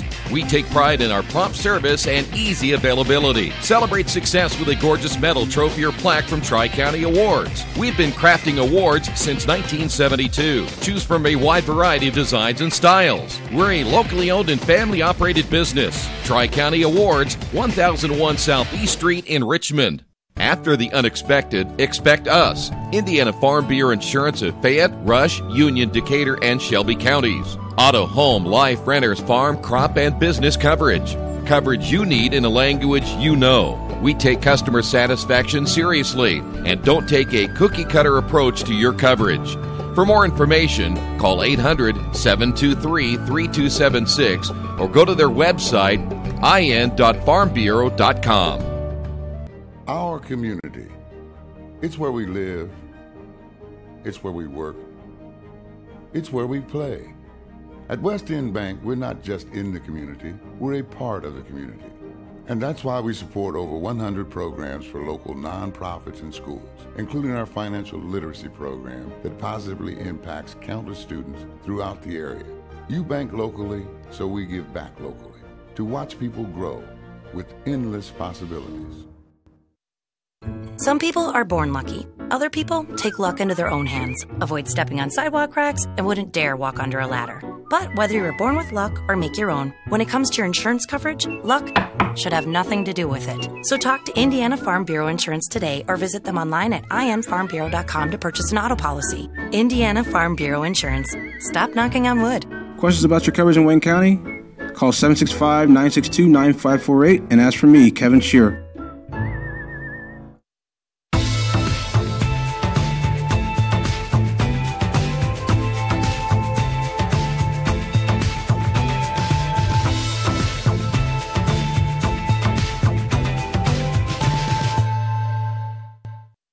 Since 1994, Beach Automotive has provided motorists in the Richmond area with comprehensive auto repair services that include car and truck care, alignment, brakes, tires, engine, transmission, and more. You'll be hard-pressed to find the same level of expertise that our auto mechanic specialists provide. For a high-performing vehicle, trust Beach Automotive. To learn more, call 765-966-8181. Beach Automotive, 110 East Main Street, Richmond. Big Boys Pizza is now open in Richmond, located at 1015 East Main Street, next door to the Civic Theater. The menu has great sandwiches, pasta, salads, and of course, pizza. Come dine in, carry out, or have your food delivered day or night, at home or at the office. Other locations are in Connorsville and Brookville. Bring in a sports ticket after any game and receive 10% off your purchase. Ticket must be dated for the same day as your purchase. Dine in, take out, or delivery, Big Boys Pizza. 765-488-0023. Well, a long afternoon already for the Earlham football team as they trail it here at halftime, 38-0. We'll run down the first half numbers coming up in just a couple of moments. We'll run down the first half scoring as well. Today's game being brought to you in part by Jason Wise of Better Homes and Gardens First Realty Group. He has an idea for an alternative fundraiser for your school group or nonprofit. If you list, buy, or refer a customer and mention this promotion, he'll donate 10% of what he makes on the transaction to the school group or nonprofit of your choice in your name. Tell your friends, family, and colleagues to mention this offer when listing with Jason Wise at Better Homes and Gardens First Realty Group. Call him at 969-3400. Things got started early for Mount St. Joe. In fact, they scored at 12:45 remaining of that opening period when the touchdown return by the return man, it was Troy Speakman on the return for the punt touchdown. We don't even have his name up here, but they got a touchdown. But it was Speakman who made the return on the live stats. So that was at 12:45. Extra point was good. That made it 7-0. Chase Pankey, the 81-yard reception from Tomlin, that made it 14-0 at 5:13 remaining of the opening period. And then Mount St. Joe scored one more time in the first quarter with 30 seconds remaining. The Roberts 3-yard pass from Tomlin. The extra point is good, and at the end of one, it was 21-0.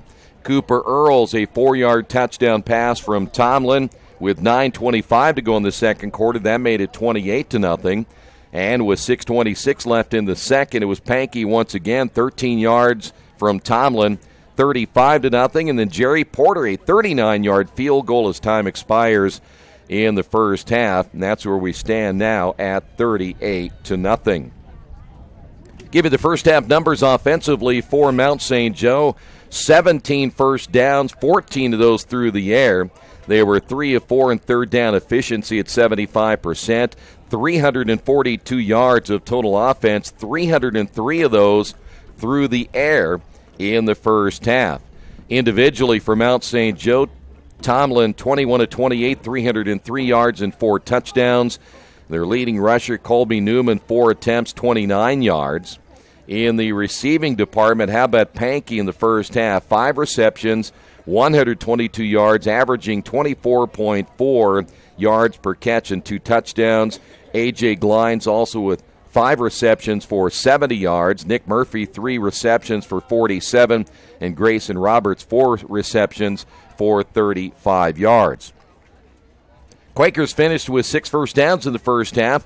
3 passing, 1 rushing, and 2 via the penalty. There were 2 of 10 in third down efficiency. Quakers managing just 64 yards of total offense in the first half, 46 of that through the air. Individually for the Quakers, Hawshaw 15 of 23 for 46 yards, no touchdowns and no interceptions. Melvin Davis, 11 carries for 11 yards, averaging just 1 yard per carry. Davis, the team's leading receiver, 6 receptions for 19 yards. Zachary Baker, 3 receptions for 9, and Malcolm Jones, 3 receptions for 5 yards in the first half. And that's where we stand, both scoring-wise and statistically, in this one here this afternoon.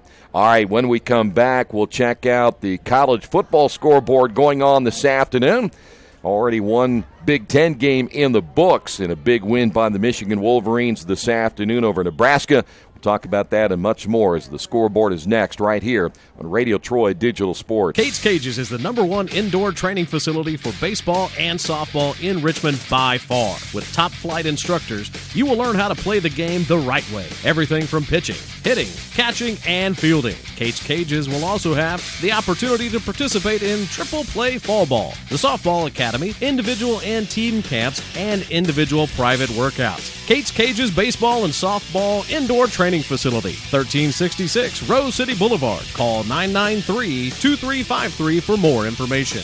At First Bank Richmond, we provide you with an excellent banking experience. Whether it's personal checking, savings, mortgage loans, consumer loans, retail lending, or trust and investments, you can count on First Bank Richmond. First Bank Richmond has been serving the Richmond area since 1887.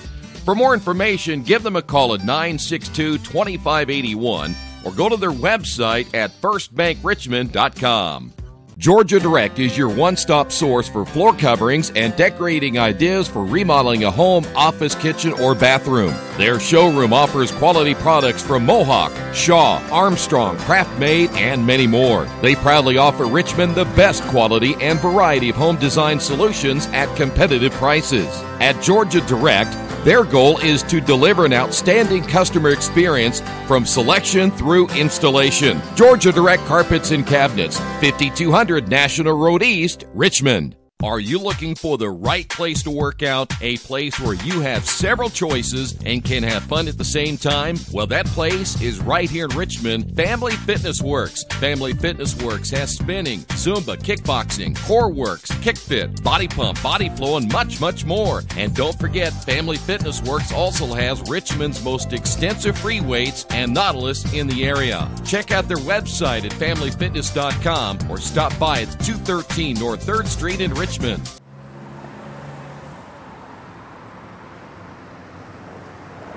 I got this.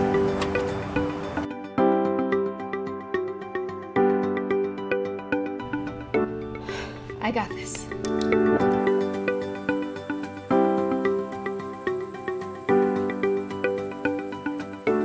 I got this. At Harrington Hogue, we believe your life belongs to you. That's why we work hard to make sure that your insurance coverage is the last thing you have to worry about. So when it comes to keeping you protected, We got this.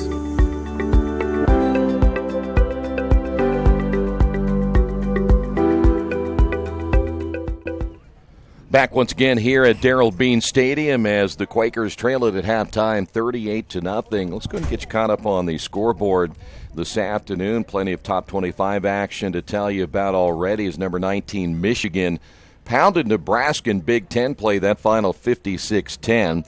Second-rated Georgia was a winner over Missouri 43-29.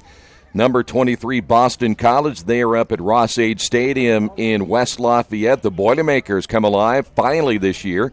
They beat Boston College 30-13. Eighth-rated Notre Dame, a big win at Wake Forest, 56-27. Just underway, number 1 Alabama and number 22 Texas A&M. Also underway, number 3 Clemson at Georgia Tech. Another game that just kicked off, number 21 Miami of Florida against Florida International. In the opening period of play, number 4 Ohio State and Tulane scoreless. Also in the opening quarter, 13th rated Virginia Tech and Old Dominion scoreless. And another game that just kicked off, number 12 West Virginia and Kansas State. Later today, number 17 TCU travels to Austin to take on the Longhorns of Texas. It's McNeese at number 25 BYU. 14th rated Mississippi State is at Kentucky. Louisiana Tech, they're on the road at number 6 LSU. Army plays at number 5 Oklahoma. It's 15th rated Oklahoma State against Texas Tech. Number 9 Auburn home against Arkansas. 24th rated Michigan State down in Bloomington to take on Indiana. 7th rated Stanford is at number 20 Oregon. 18th rated Wisconsin at Iowa. And number 10 Washington, they're home tonight as they take on Arizona State. Give it a quick update of the other games going on in the Big Ten this afternoon. In fact, there was one game played last night. If you missed it, number 10 Penn State beat Illinois in Champaign 63-24. Penn State 35 points in the fourth quarter. Also a final today, Maryland. Nice win at home. They beat Minnesota 42-13. It was Buffalo winning at Rutgers 42-13. And again, we mentioned, that Ohio State game now, an update, Ohio State now leading Tulane. That score of 7-0. And a quick check of the Mid-American Conference as well. Cincinnati is home against Ohio this afternoon. The Bearcats holding on to a 4-point lead with about a minute remaining in that one. Iowa State, they beat Akron today 26-13. The Ole Miss and Kent State game is being delayed because of weather. Ole Miss leading that one in the fourth quarter 31-17. Toledo home against Nevada. High scoring. How about this one? 63-44. They still have 4.5 minutes remaining in that one. Toledo on top at home. It is Western Michigan leading Georgia State 20-9. That game in the third quarter. The Redhawks of Miami, they lead Bowling Green at Bowling Green 7-0 in the first quarter. Ball State is home today against Western Kentucky, and Ball State leads 7-0 period number 2. Central Michigan and Maine into the first quarter, no score. Florida State, Northern Illinois playing down at Florida State, 7-0 Seminoles on that one. Later tonight, Eastern Michigan is at San Diego State. You are caught up on all the games going on around the country this afternoon. Stay right there. When we come back, we'll have the second half between the Quakers and the Lions. It's Lions on top on the Wesley Bates Wealth Management scoreboard, 38-0. Hey, this is Steve, and out of Jiffy Lube the other day, a customer came in and said, Steve, this was my 100th oil change on this car, and you've done them all. Hi, my name is George Farrell, and I've been coming to Jiffy Lube for over 14 years. I recently just had my 100th oil change.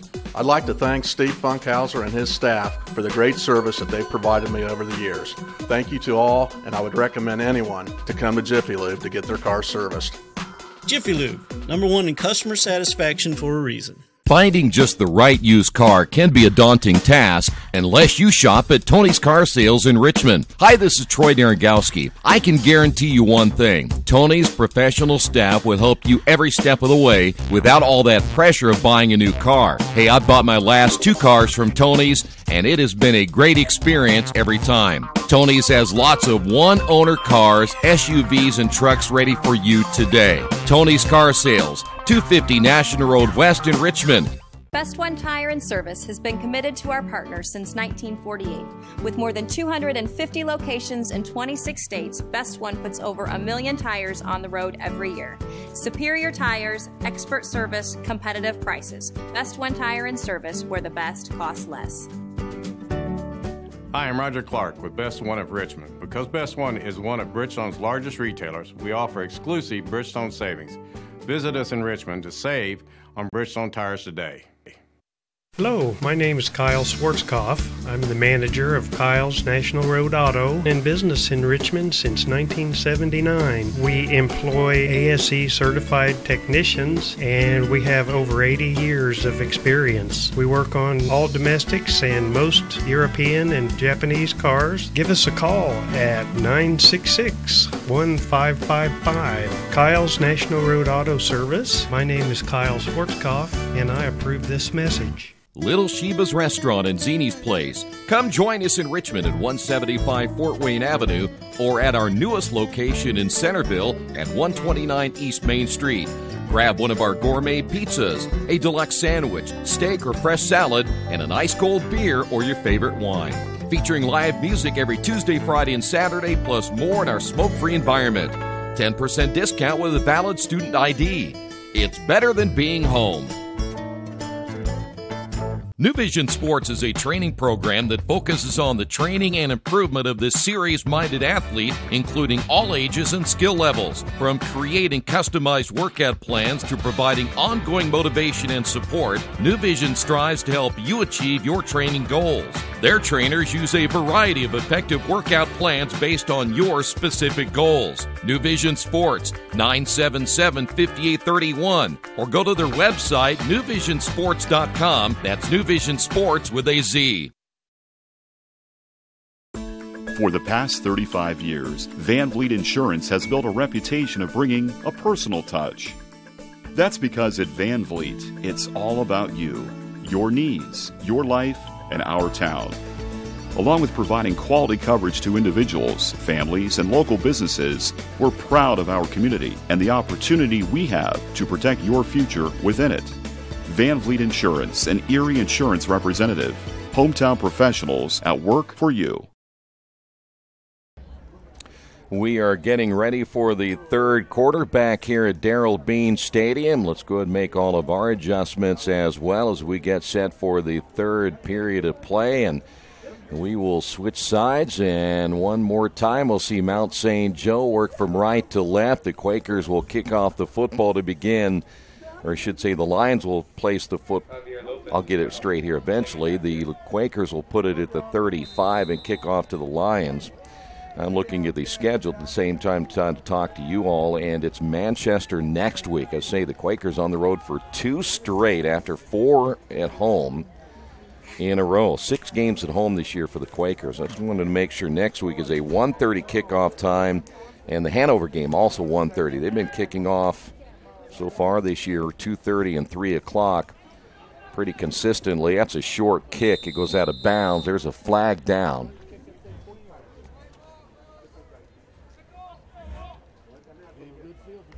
Well, if you're the Lions right here, you kind of like your field position pretty well. Ball went out of bounds again at the 40. 5 yards where the kick went out of bounds. First down. Yeah, you not only get the place where the ball went out of bounds, you also get an extra 5 yards tacked to it. So just like that, you find yourself at the 45-yard line. Tomlin once again over 300 yards passing in the first half. Back in a quarterback. You'll probably see him for a couple of series, and he may be done for the day after this.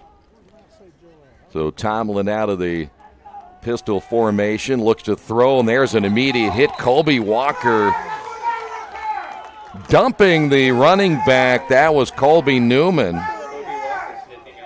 Here the coaches in the box next to me, they thought that was a lateral pass. The officials apparently didn't think so. They call it an incomplete pass, so it'll be second down. It was very, very close for sure. But a break here for the Lions. Once again, 3 wide. You see the big tight end, Paul Miner, lined up as an H-back, and they'll run the football. This is Newman over the right side. He's going to get about 2 yards on the carry, and that was it. And Mount St. Joe now at 3rd down and 8. They might have even given him an extra yard, so we'll say 3rd down and 7 instead. That is Harrison Rice coming back in for the Quakers. Eric Quintanilla coming out of the lineup. Play action pass. Tomlin up in the pocket, throws. Boy, what a soft touch he has. He makes the catch. That's Pankey. First down for Pankey. Down to the 36, maybe close to the 35. Either way, a first down once again for the Lions.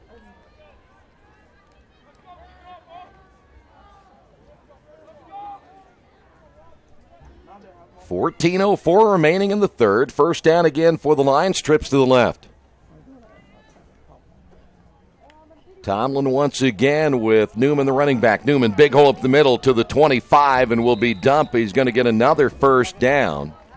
Colby Walker coming in to help make the stop. Again, he was slow to get up, but now makes his way back to the huddle.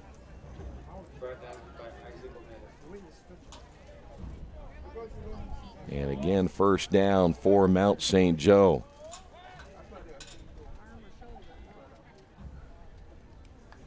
Newman will stand as the lone setback. Tomlin to throw. Again over the middle. Ball's going to be caught. Finding running room. This will be Cooper Earls, who finally will be brought down at around the 14, possibly 13-yard line. And that'll be another first down. And boy, had them at 3rd and long, and they just now continue to reel off some big yards here in the third quarter.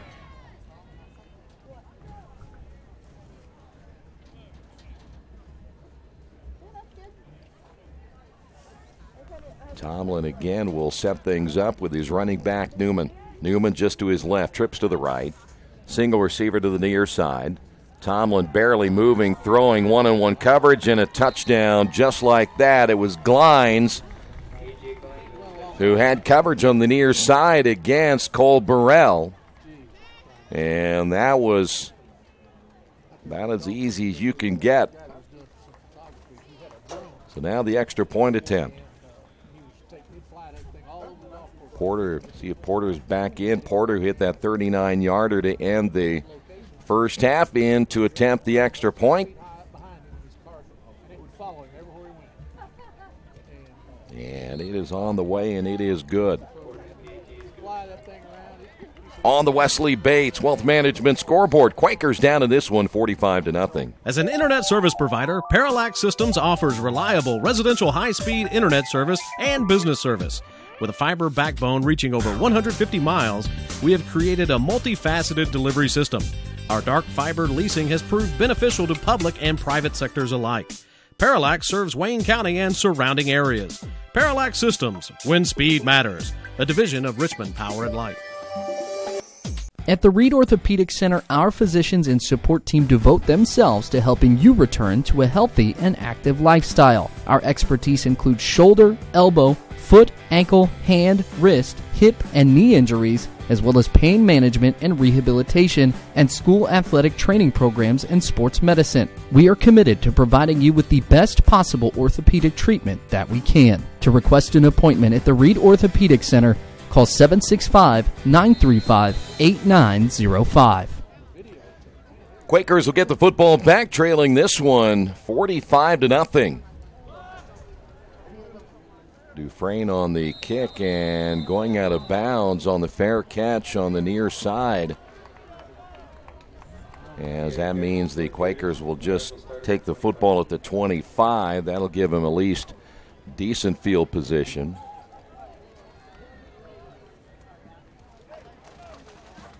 We may at some point start to see some backup players coming in for the Lions. And I would, if I were, again, and I'm just talking out of turn here, the Lions will probably give their front unit another series just because they want to get prepared for next week as well. Hochschild to throw, airs it out to the near sideline, overthrows his intended receiver, Zachary Baker. By the way, we did find out that Jamel Barnes with a concussion, why he is not playing today but should be back next week. So it will be second down and 10 now for the Quakers. 12:40 remaining. A very chilly afternoon. Amazing we go from as hot as we have been to just almost to fall-like weather, like we jumped right into fall right when the calendar said we were supposed to. Quarterback keeper, and he gets drilled. Big 99 was there, Corey Harden, the senior out of Louisville Ballard High School. Earlham's offense, there's just not enough firepower for this offense to generate much of anything. Third down and 11. No matter what they seem to try, there's just not much there. Once in a while you see a spurt now and then, but overall just not much to work with. Not a lot of playmakers. Right at the moment, Baker to the near side. They'll throw to the far side. Bilal on the catch, and he's going to get stopped at about the 31, maybe 32-yard line. It's going to be short of a first down, so the Quakers will be faced with a fourth down. Fourth down at about 5 on this one.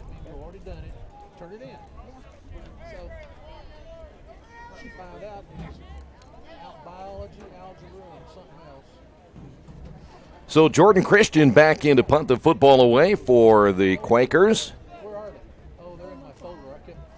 Looks like number 29 is going to be deep. Aurelius Walters, or no?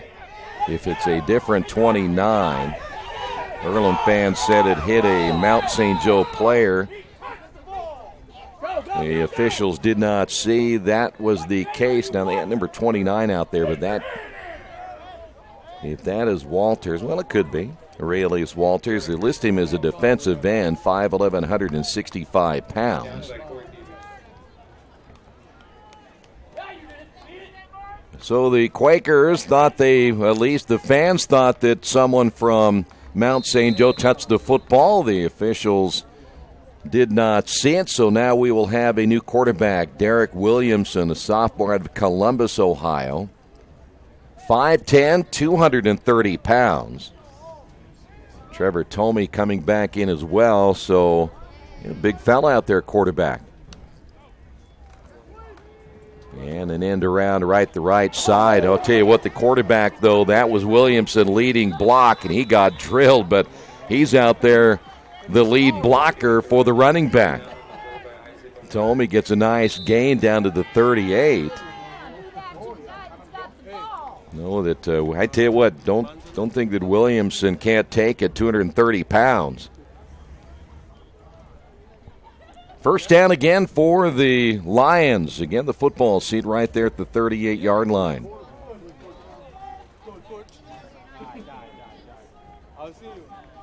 Three wide, two to the right. Hash mark left. Two in the backfield, including the H-back. Handoff again over the right side, down to the, we'll say to the 45. Tomey again on the carry. The nose of the football right at the 45. So it'll be second down and about 7.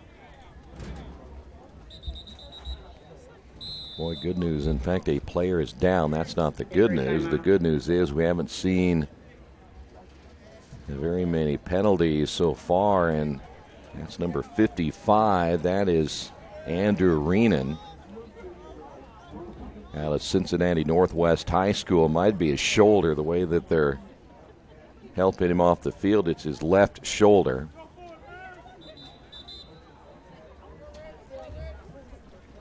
Still 10-10 remaining here in the third.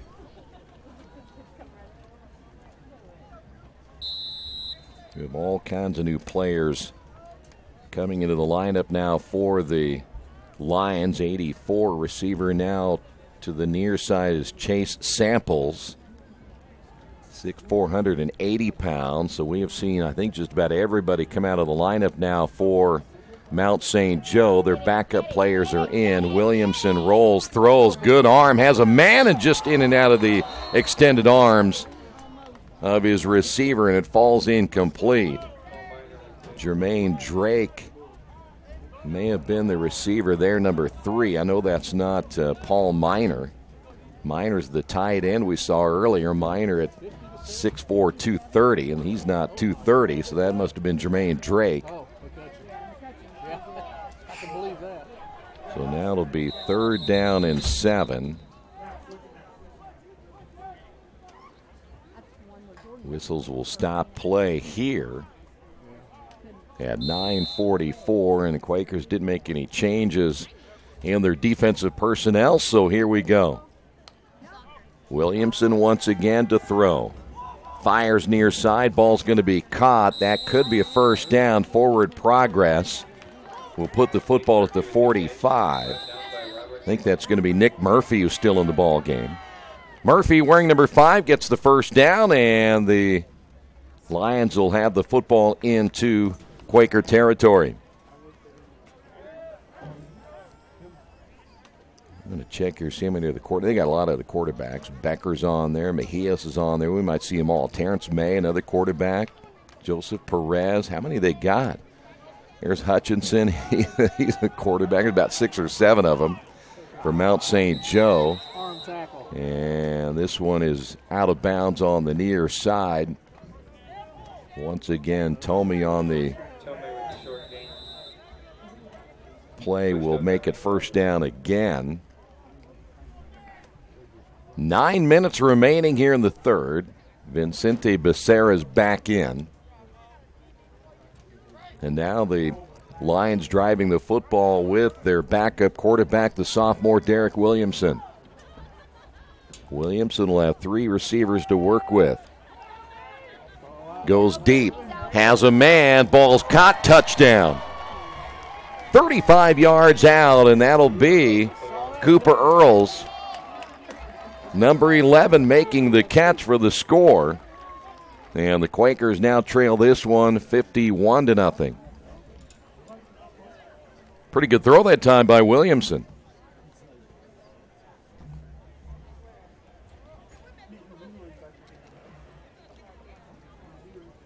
Back in once again will be the kicker, Jerry Porter. 8:38 remaining in the third. Porter is automatic here today on the Wesley Bates Wealth Management scoreboard. Quakers trail this one 52-0. At Earlham College, we don't see the world as a project. We see it as our purpose. We are always exploring, always collaborating, always focused on improving the world. Earlham College, always moving forward. Mancino's is family-friendly, serving fresh grinders, pizza, pasta, and salads daily. They serve great food priced for family budgets. And whether it's one of their homemade grinders, salads, or pizza, there's sure to be something for everyone in your family. Our baking process may cost a little more and take more time, but the end result of freshness and flavor make the real difference in all of Mancino's award-winning products. Mancino's of Richmond. Give them a call at 966-1161 or go to their website, Mancino'sofRichmond.com. Quakers get the football back here in the third, trailing this one 52-0. Still 8:38 remaining. Spencer Dufresne will kick off the football once again for the Lions. Another fair catch, so Earlham's going to go ahead and just take the football at the 25. I'm not so sure that Peters could have got a little bit of a gain out of that one, as he called the fair catch pretty early. So now Earlham again at the 25-yard line, and, you know, I'm still looking. I mentioned earlier I was looking for Jamel Barnes. We found out he has the concussion. I haven't seen Joe Enright anywhere. So we haven't seen Enright, though. They switched in and out quarterbacks last week. Trips to the left. Nobody told us the situation on Enright. As Hashad will run. Boy, he got away from pressure, and it will be dropped at the 32-yard line. Official near side going back to the 31. We'll give him a gain of 5. It'll be second down and 5. Well, as we mentioned, the schedule not much easier next week when Earlham will head to Manchester for their first road game of the year, and then they go to Hanover. Both those are 1:30 kickoffs. We have a night contest coming up October 13th against Anderson. That's the only night contest here at home this season. Hashile again to throw. Pumps and then gets dropped back at the 24-yard line. Number 51 coming in to get the sack for the Lions. That's Connor McCracken, the 5'11", 245-pounder out of Milford, Ohio. And Earlham put in again another third and long situation. It'll be 3rd and 11.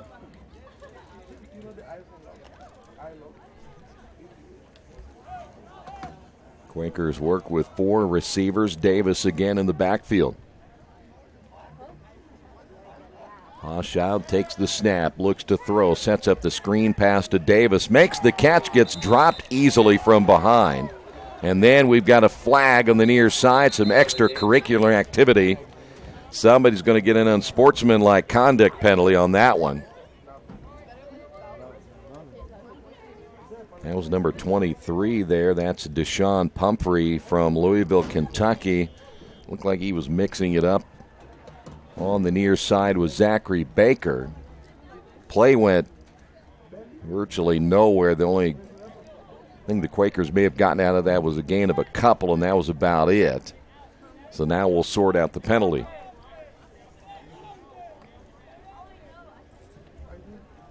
.7:06 remaining. And we are still in the third. After the play, unsportsmanlike defense number 23.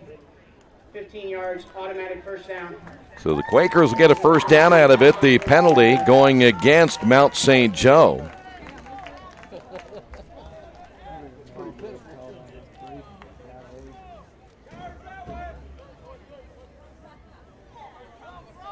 By the way, the player who committed the penalty is no longer in the game. Football will be placed at the 41. Get a chance to play. You can't make silly mistakes like that. Four-man front now for Mount St. Joe. Hashad to throw, dumps it off to Bray, and Bray may get a yard or so. Connor Bray with the short reception. Brought down on the play by Connor. So it'll be 2nd down and 9.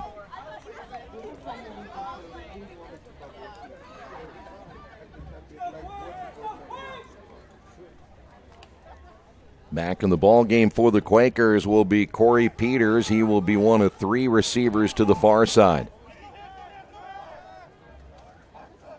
Hashad will give it to Bray, and he got stuck. He's going to lose yardage on this one. They were really kind. They gave it to him to the 39-yard line. So now the Quakers, another 3rd down and long. This will be 3rd down and 11.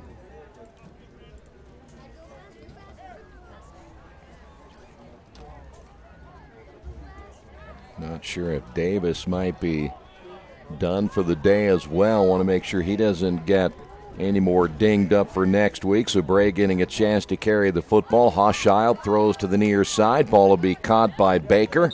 He'll go out of bounds and still shy of the first down. They'd have to get to the Mount St. Joe 49-yard line. And so the Quakers offense stalling once again. It'll be 4th down and about 8. So Jordan will come in to punt it away once again.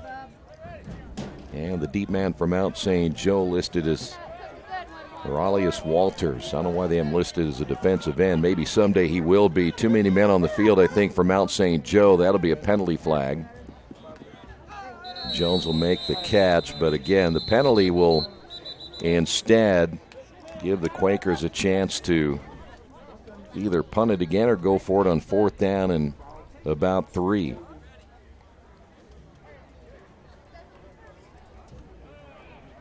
Manley getting off. We could identify him as Tavon Robertson. They have a lot of players out of Louisville, Kentucky on this roster. Of course, the Cincinnati area and around the state of Ohio well represented on the Mount St. Joe Lions roster. They have well over 100 players on this roster.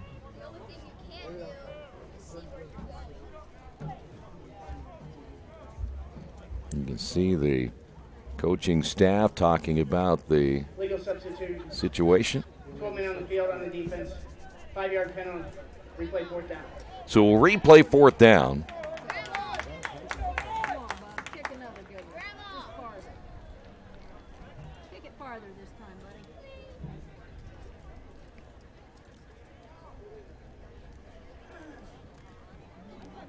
So now 4th down, and they've actually marked it all the way. And they might get a nice spot right here. 4th down and 2.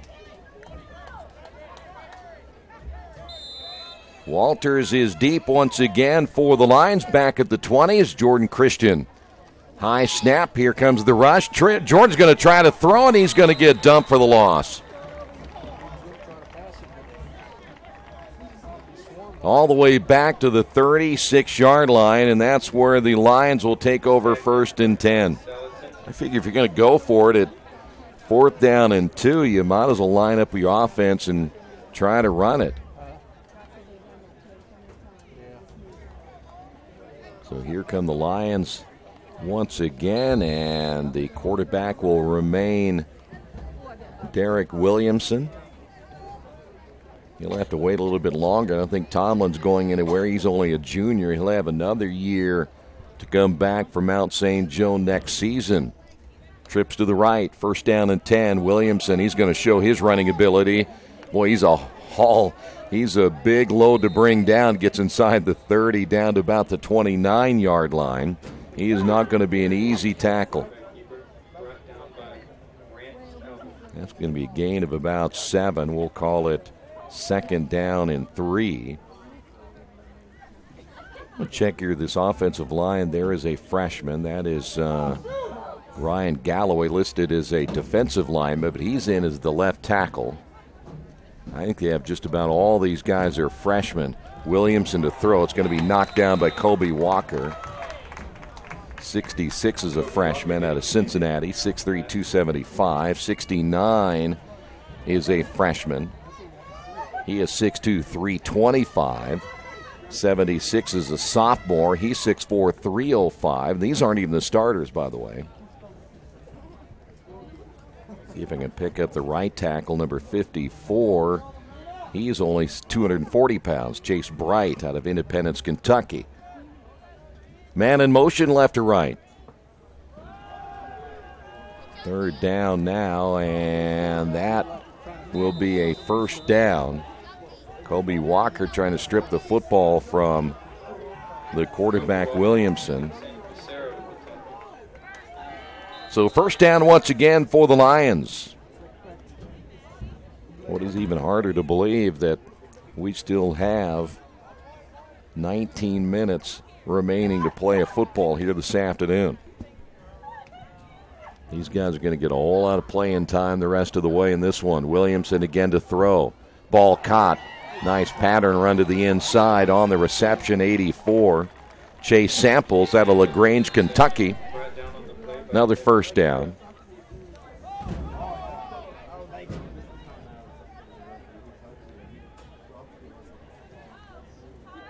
Quakers this time are going to bring in, that is number 3 again. I still believe that's going to be Jermaine Drake.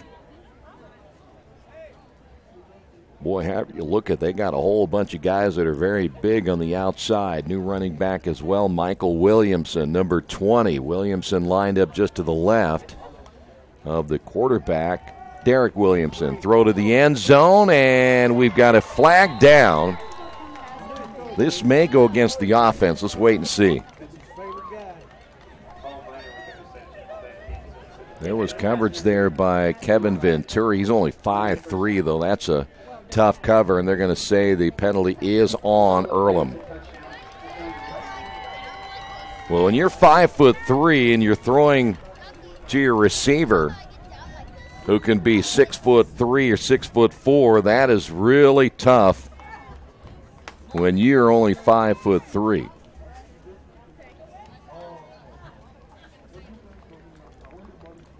So now the extra point once again is on the way. It is good.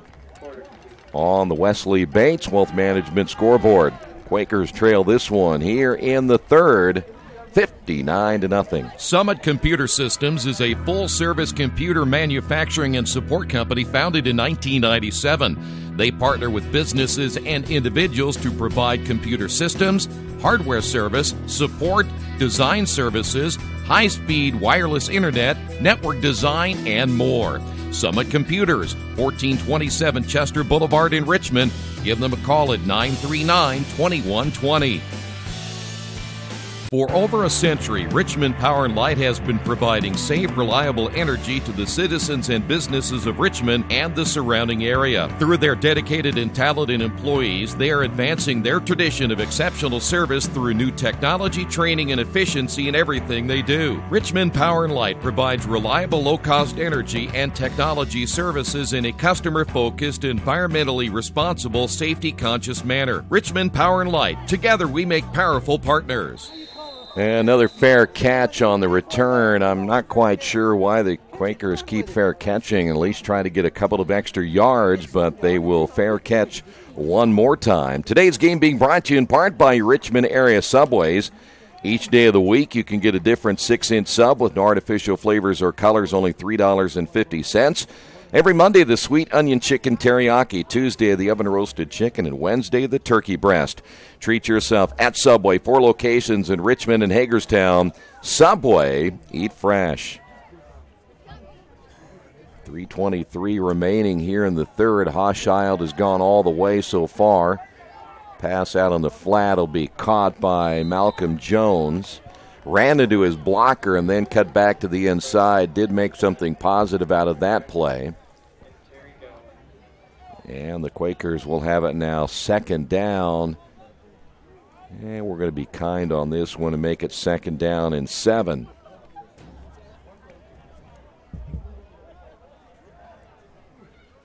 Trips to the near side. Single receiver wide to the left. Davis, the lone setback. Davis gets the call.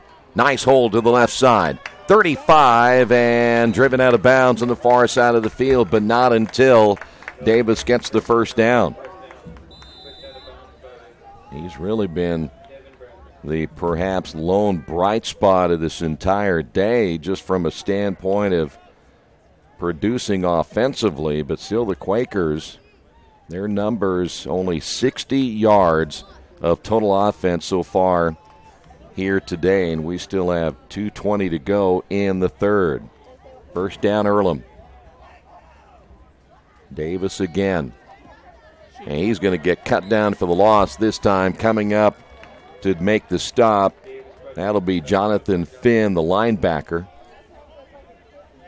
Boy, you take a step forward and take a couple of steps back again, so that'll be a loss of 2 on the play. So we'll call it now 2nd down and 12.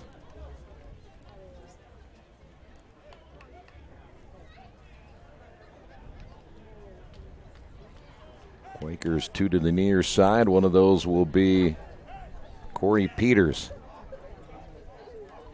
Shot with Davis. Fakes the handoff. High in the air and unable to make the catch. Malcolm Jones there coming in and out of his hands. Falls incomplete. And that'll be 3rd down and 12. Soccer team playing up top. Not sure if they're probably at halftime of the men's contest. You see a lot of the homecoming crowd coming down to see what's happening here at Darrell Bean Stadium. 1:29 remaining. Volleyball team winning earlier. They won 3-0 over Waynesburg. They'll play again later today at 6 o'clock against Central State. Hashad to throw. Again, going to go deep, and that's overthrown. Pass intended again for Malcolm Jones.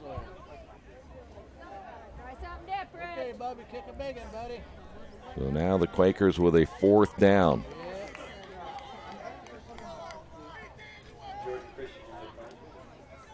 Jordan back in to punt the football away, and Mount St. Joe will take over one more time. To remind you, we still have another quarter to be played. Lions 1 man short coming on. Jordan wobbly kick right down the middle. He out-kicks his coverage right there. There will be a return, but a flag is down. That'll be a block in the back. A return all the way back to the 45, but we'll bring it back. Looked like Drake Dockery, the freshman out of Bethel, Ohio, is the guilty party on the block in the back.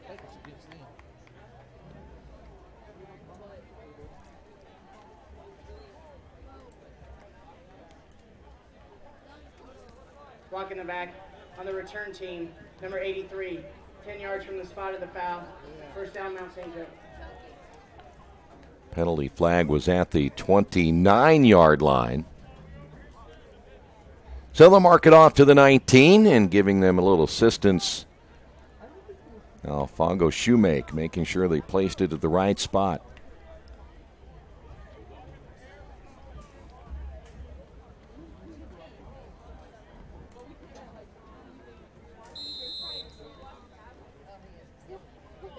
First down for Mount St. Joe. We'll see Williamson stay in. That's Derek Williamson at a touchdown pass in their last possession. He'll work with 4 receivers.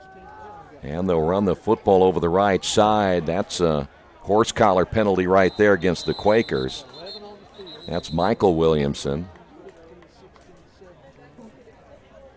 That was up around the neck and head area, and anytime you see that anymore in football, they're going to throw the flag. That should be an automatic 15 yards if that is the call. Personal foul. They're going to call a face mask. 15 yards from the end of the run. Automatic. You could have called a horse collar as well on that one. It's going to go against the Quakers either way, so first down and 10, move the Football up another 15 yards, and good field position again here for Mount St. Joe at the 41. Still 1:02 remaining here in the third.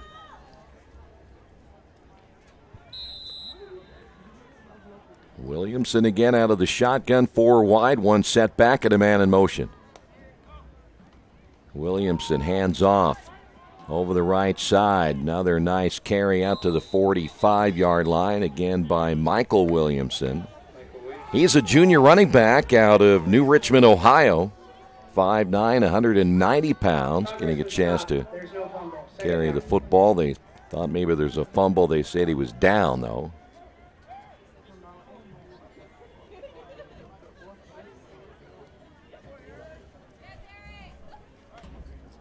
Lions again with the huge lead here as we're about ready to close out this third quarter. Call it 2nd down and 6. Another nice run, this time for the first down. That is number 10. That is Terrence May. Freshman, 6', 220. By the way, Terrence May is listed as a quarterback out of Louisville Ballard High School. First down. I got to check here. That's 1, 2, 3, 4, 5, 6, 7. They have 8 quarterbacks listed on their roster. That's going to do it for the third. And we have one more to go here at Darrell Bean Stadium. Do not go away.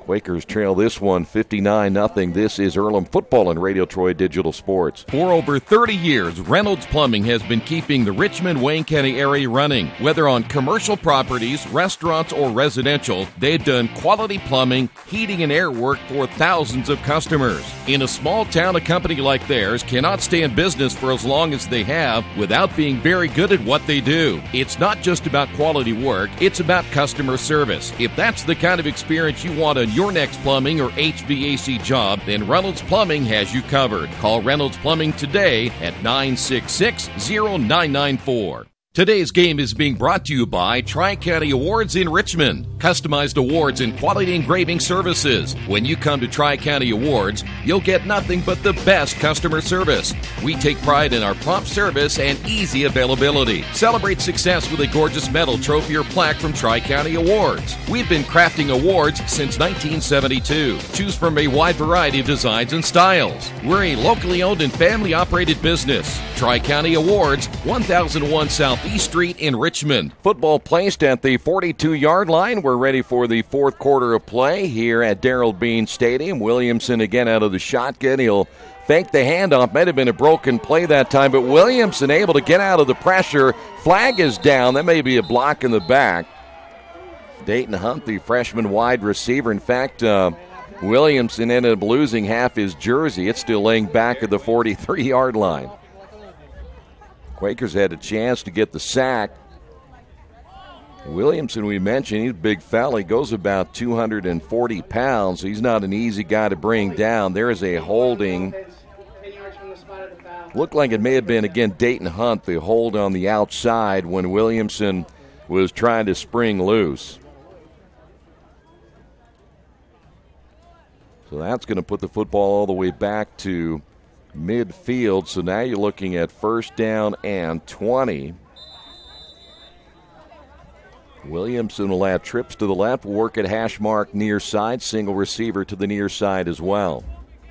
New running back in the lineup now, number 34. That's Jaron Tunstill. And Williamson to throw. He's going to air it out to the near side. That's going to go behind his intended receiver, Chase Samples, and out of play. So it'll be second down and 20 on the incomplete pass. Tunstill, by the way, a sophomore out of Fishers, Indiana, played his high school football at Fishers High School up in Hamilton County. Great area for high school football and really high school sports in general. Fishers and Hamilton Southeastern, both out of the MIC. Williamson hands it off to Tunstill. He goes nowhere. There's Kobe Walker there to get the stop. Kobe, one of the leading tacklers, not just for the Quakers, but in NCAA Division III college football. It'll be third down after No gain. Let's call it 3rd down and 20. 14-13 remaining here in the 4th.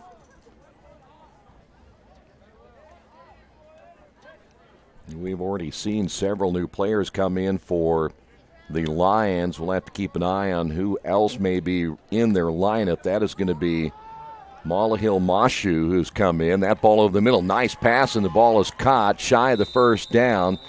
They'll give it to him at the 37-yard line. On the reception, Nick Frederick, freshman out of Trevor, Wisconsin, 5'10", 165 pounds. They do not get the 1st down. It'll be 4th down and about 4.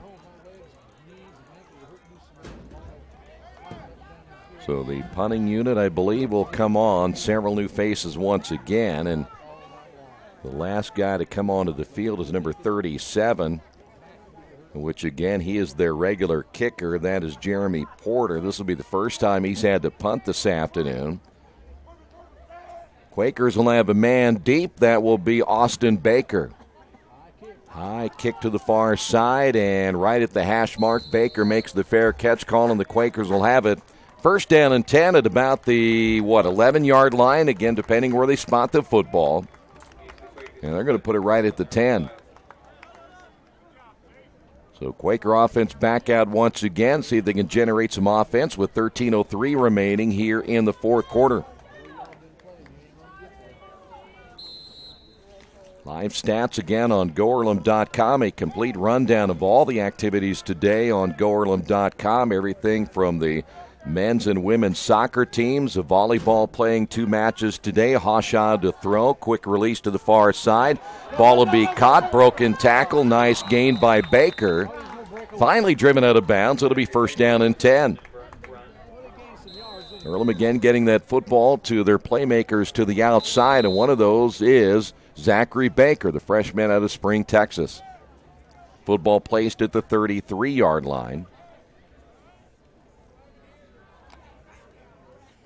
Quakers will come trips to the near side. One of those, Malcolm Jones, another freshman out of Detroit, Michigan. 1 of 3, split wide to the left.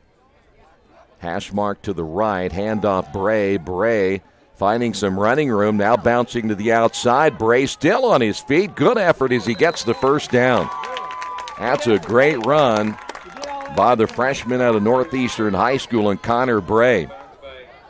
His dad, a quarterback back in the early 90s at Richmond High School. 12:20 remaining here in the 4th. Looks like Melvin Davis might be done for the day. Davis was the workhorse, the freshman out of Charlotte, North Carolina. Again, the Quakers go trips to the left side. Hashad will throw. Flag is down. Maybe an illegal formation or movement on the Quakers. That was Peters on the reception. Flag came out immediately back at the 41-yard line. And I think the formation was illegal, the way that the linesman is indicating to the head official. You'll hear him in just a moment. Offense, number 26. 5-yard penalty. They're going to call that on Peters, the one who caught the football. May have had 2 guys moving at the same time, which you can't do. So penalty flag will move him back, and the Quakers now will be faced with a 1st down and 15.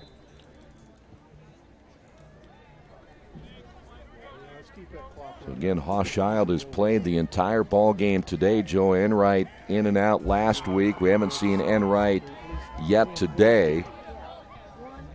Quakers will, let's see, the football move to the hash mark to the right side. That'll bring Zachary Baker split wide to the right. Hashad will set up the screen pass over the middle, and I think that was intended for Bray.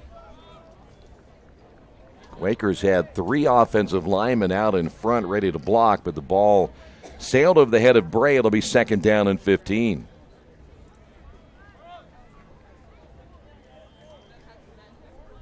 Mark it down. The next time we'll be back here after 4 straight Saturdays. The Quakers will kick it off against Anderson October 13th. Again, that is a 7 o'clock kickoff time. Night contest here at Darrell Bean Stadium. Hoshout fakes the handoff to Bray. Gets rid of it. There was nobody there. That may have been a broken play because there was nobody in the vicinity, and it almost looked like Hashad was ready to hand off to Bray, and Bray wasn't really ready to accept it, and there was nowhere to go with the football, so Hashad wisely throws it away. 3rd down and long now for the Quakers, 11:26 remaining here in the 4th.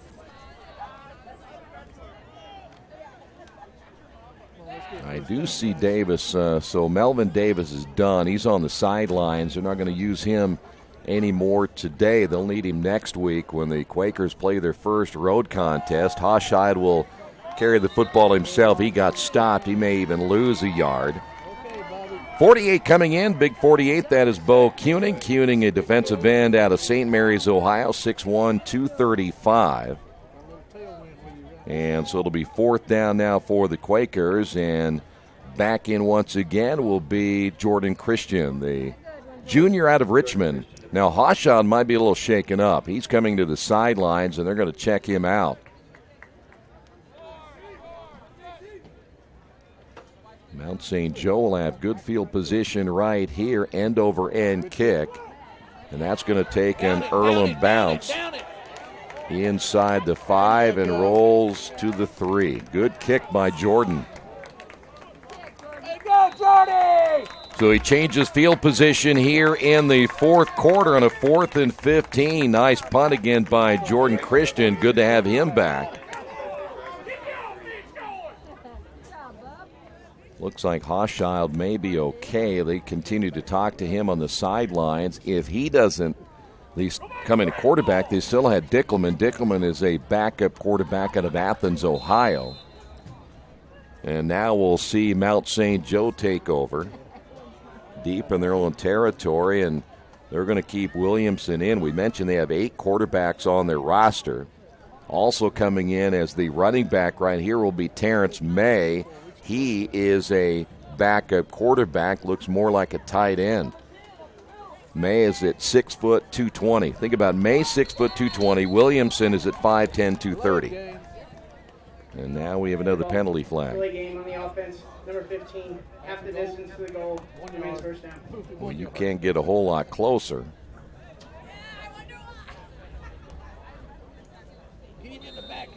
We'll call it 1st down and 11. That football right at the 1-yard line. High snap. They'll give it to May. May trying to pound his way out of the end zone. He'll get right back to the line of scrimmage. And it'll be 2nd down and 11. He lost half a yard. Get him, defense. Get a safety. By the way, Terrence May, as we said, is 220 pounds. I know they said that was Menzel. Menzel's only 145, so it can't be Menzel. Now coming into the lineup, number 39, that's going to be Griffin Appleman. He's at 225. Appleman, the lead blocker. Williamson's going to keep it himself. Fight for yardage, got to about the 5, and this will give Mount St. Joe a little bit of breathing room. Harrison Rice in there for the Quakers. Dickelman, who we just mentioned, is a backup quarterback in there to make the stop. So now the Lions will have it 3rd down. They just got some big bodies in there to try to open up a little bit of room. 3rd down and let's call it 7, 9:26 remaining. Williamson with his big fullback remaining in the lineup. Williamson to throw. That's a pass that should have been caught. Dropped by Michel coming over the middle. The 6'5", 190-pounder dropping it. And so it'll be 4th down, and the punting unit will come on. 4th down and 7. Quarterback to punt.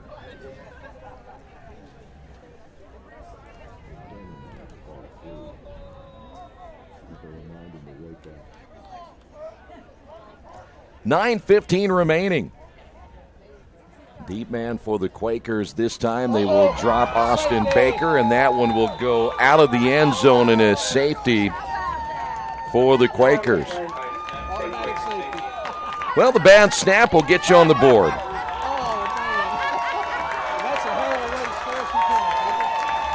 So the crowd glad to get the goose egg off the board, 59-2. Well, however you get it, you'll take it. Quakers shut out last week. Today they'll get their first 2 points in the last 8 quarters. And Earlham will also get the football back here in the 4th.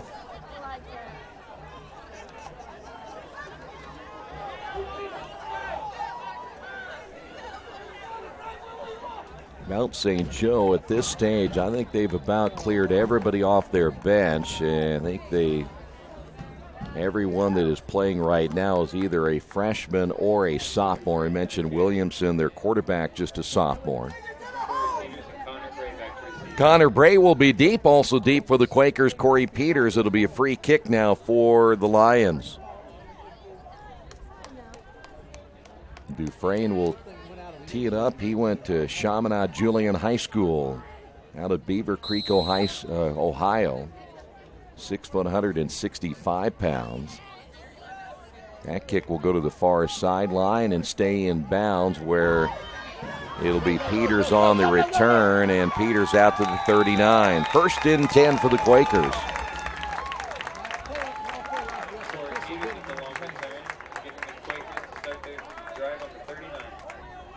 Quick stat update here in the 4th quarter of this one. Mount St. Joe, 545 yards of total offense. The Quakers now with 100. By the way, Tomlin left the ball game 24-32, 343 yards and 5 touchdowns on the afternoon. His favorite receiver was Chase Pankey, 6 receptions, 138 yards on the day. First down Quakers, nothing there to run against. Bray trying to find some running room. Bray not a big fella either. He got stopped. They'll say give him 1 yard. It'll be 2nd down and 9. Mentioned Bray out of Northeastern High School, one of 2 players from Northeastern on this roster. And, of course, the other one is Harrison Rice, the sophomore. He gets the start again in his sophomore season after playing a backup role last year. Hochschild empty backfield to throw. Has a man overthrows Malcolm Jones. That'll fall incomplete. And the Quakers again with the 3rd down and long. 8:18 remaining. We mentioned the women's and men's soccer teams in action today. You can catch up on all that action. In fact, the men playing right now. All the details of that game and the volleyball matchups going on today as well on GoEarlham.com. Hochschild again with Bray in the backfield. He'll throw. Ball is going to be in and out of the hands of the intended receiver, Zachary Baker. Okay, Bobby, get him down there on the 1 yard line. So it'll be 4th down.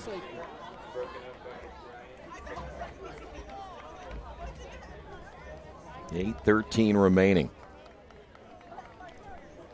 Quakers now this year have given up, in fact, this is the most points they have given up this season, the 59. The previous was 49 to Wilmington in their opener.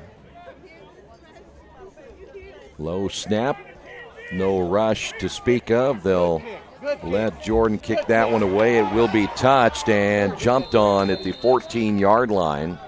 Almost a special teams mistake by Walters. And it will be Mount St. Joe football. Going to get you an update as well on some of the college games going on in top 25 play. Again, a very, very busy day in college football. We'll get to that in a moment as we'll see a first down now for Mount St. Joe. They're going to bring Williamson back in. Also coming in is that number 19, Colin Matt, a wide receiver in the backfield. Handoff on the carry, 39, which is Griffin Appleman once again. And it'll be 2nd down. Gain of 8, 2nd down and 2.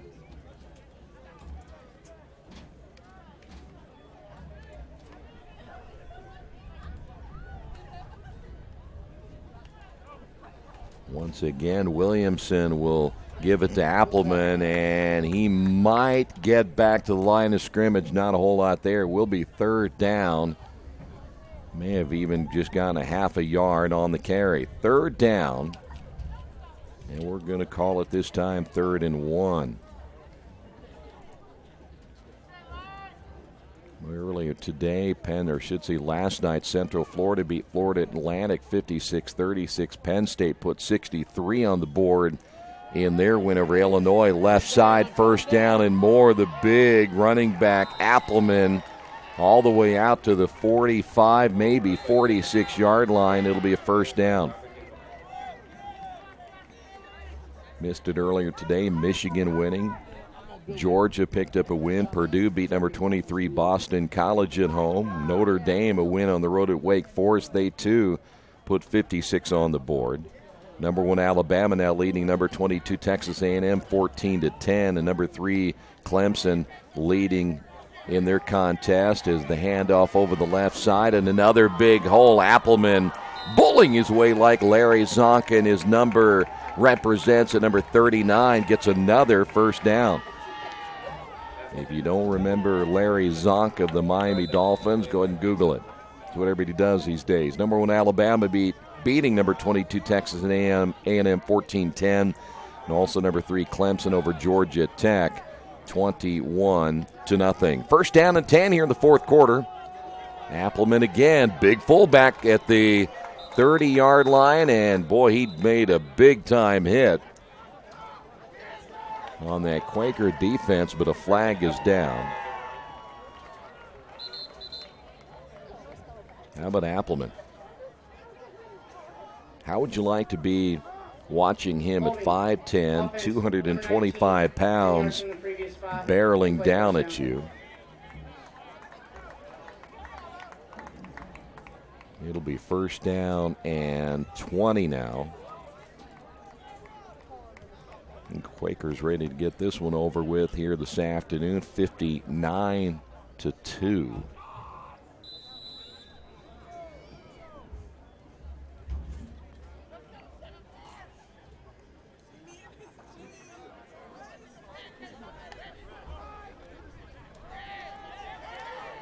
Again, Appleman over the left side down to the 39-yard line.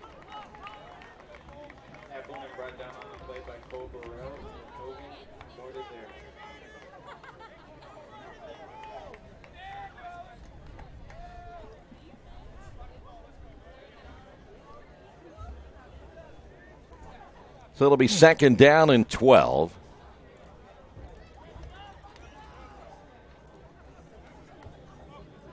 Williamson again to Appleman, shoving an offensive lineman out of the way and trying to bull his way ahead again. They're going to stop him at the 37-yard line on his forward progress. So it'll be 3rd down and about 9.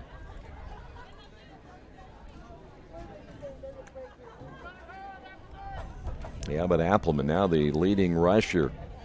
6 carries, 56 yards, averaging 9.3 yards per carry. And they have had 1, 2, 3, 4, 5, 6, 7, 8, 9. They've had 10 different guys carry the football here this afternoon. 4:36 remaining. High snap, keeper by the quarterback Williamson inside the 35 to the 34-yard line. And it will be 4th down.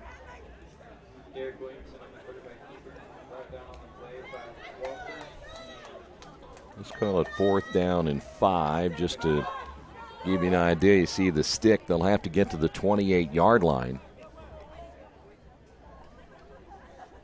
That clock right now as slow as it has been in a long time. Still 4 minutes remaining in this one. Mount St. Joe will go for it. They have 8 seconds remaining on the play clock as Williamson will line them up again. Hand off to the big fullback yet one more time, and I don't think he made it.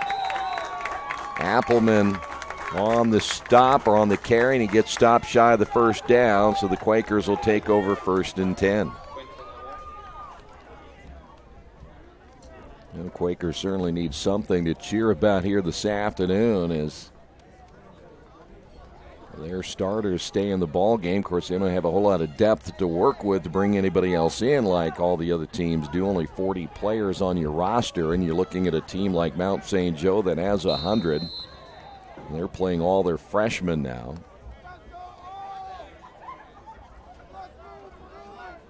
In fact, I think everybody in their lineup right now has to be a freshman. Hashad once again hands off to Bray. Bray can't find any running room, and he got hit and hit hard. Coming up, number 7, that'll be Terry Callaway. Take that back. Callaway is a junior. So now it'll be 2nd down after a loss of a couple on the play. Let's call it 2nd down and 12.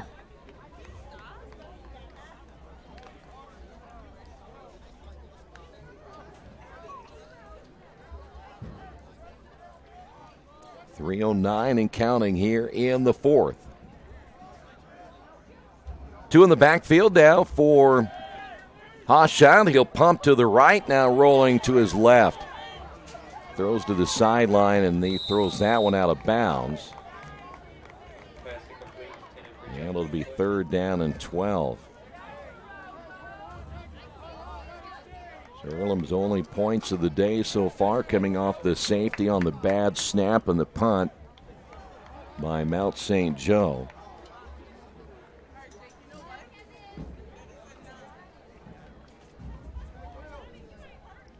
.254 remaining here in the 4th.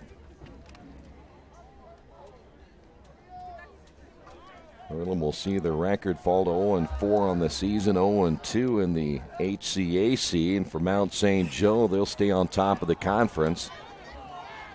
Swing pass to Bray, and boy, just can't find anywhere to go. Bo Kuning, one of those there, a freshman out of St. Mary's, Ohio, to help make the stop. And the Quaker players, again, slow to get up. These guys going the entire way. Jared O'Byrne there for the Quakers. And so with it being now 4th down and 12, Quakers will have to punt it away. Jordan Christian back in yet one more time. How many times has he punted today? We'll jump over here to special teams. Jordan, this is his 9th or 10th punt of the day, but averaging 45.6 yards per punt. And now Earlham is going to call a timeout. 30-second timeout. So Quakers get a timeout. We'll take a timeout as well on the Wesley Bates Wealth Management scoreboard. Quakers trail at 59-2. The Iceland May Term is an opportunity to come to Iceland each year and immerse in a series of open-ended, multidisciplinary science problems. Having the opportunity to go to Iceland is an opportunity to do science in a place where it matters. Earlham gets a timeout, getting their special teams set to go here in the 4th quarter as they will have to punt the football away. Earlham using their first time out of the second half. Return men back to the 35.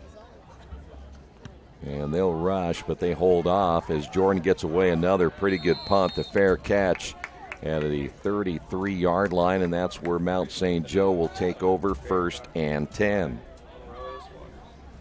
Well, after the 2 road contests at Manchester and Hanover in the 2nd, or actually the 3rd and the 4th conference games, we'll have 2 home games remaining.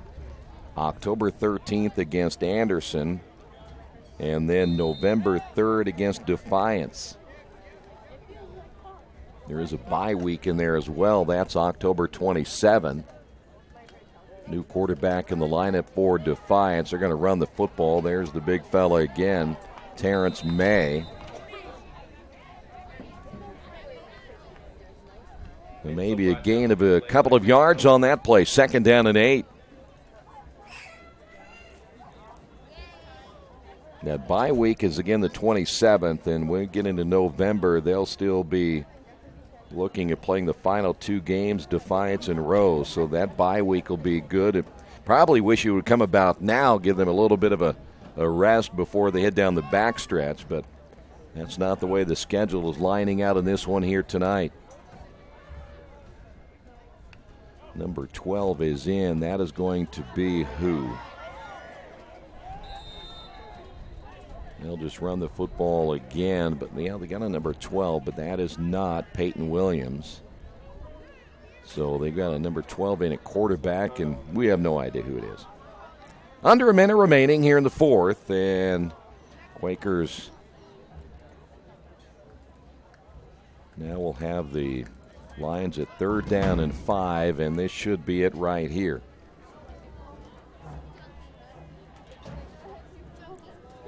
And Mount St. Joe just wait for that play clock to run down. They should just kneel down on this one and have this one over with. They will run the football, though, over the left side. That'll be Cody Jacobs, another freshman. And we can put this one in the books. All Mount St. Joe here today as the Quakers lose it by a final of 59-2. We'll come back and wrap it up next right here in Radio Troy Digital Sports. Mendenhall's True Value in Richmond is your local source for the things you need at home or your business every day. Everything from hardware, tools, carpet cleaner rentals, window and screen repair, lawn and garden supplies, as well as hunting and fishing licenses. It's all in one place at Mendenhall's True Value Hardware, right around the corner at 125 Southwest 5th Street in Richmond. Give them a call for more information at 962-4842.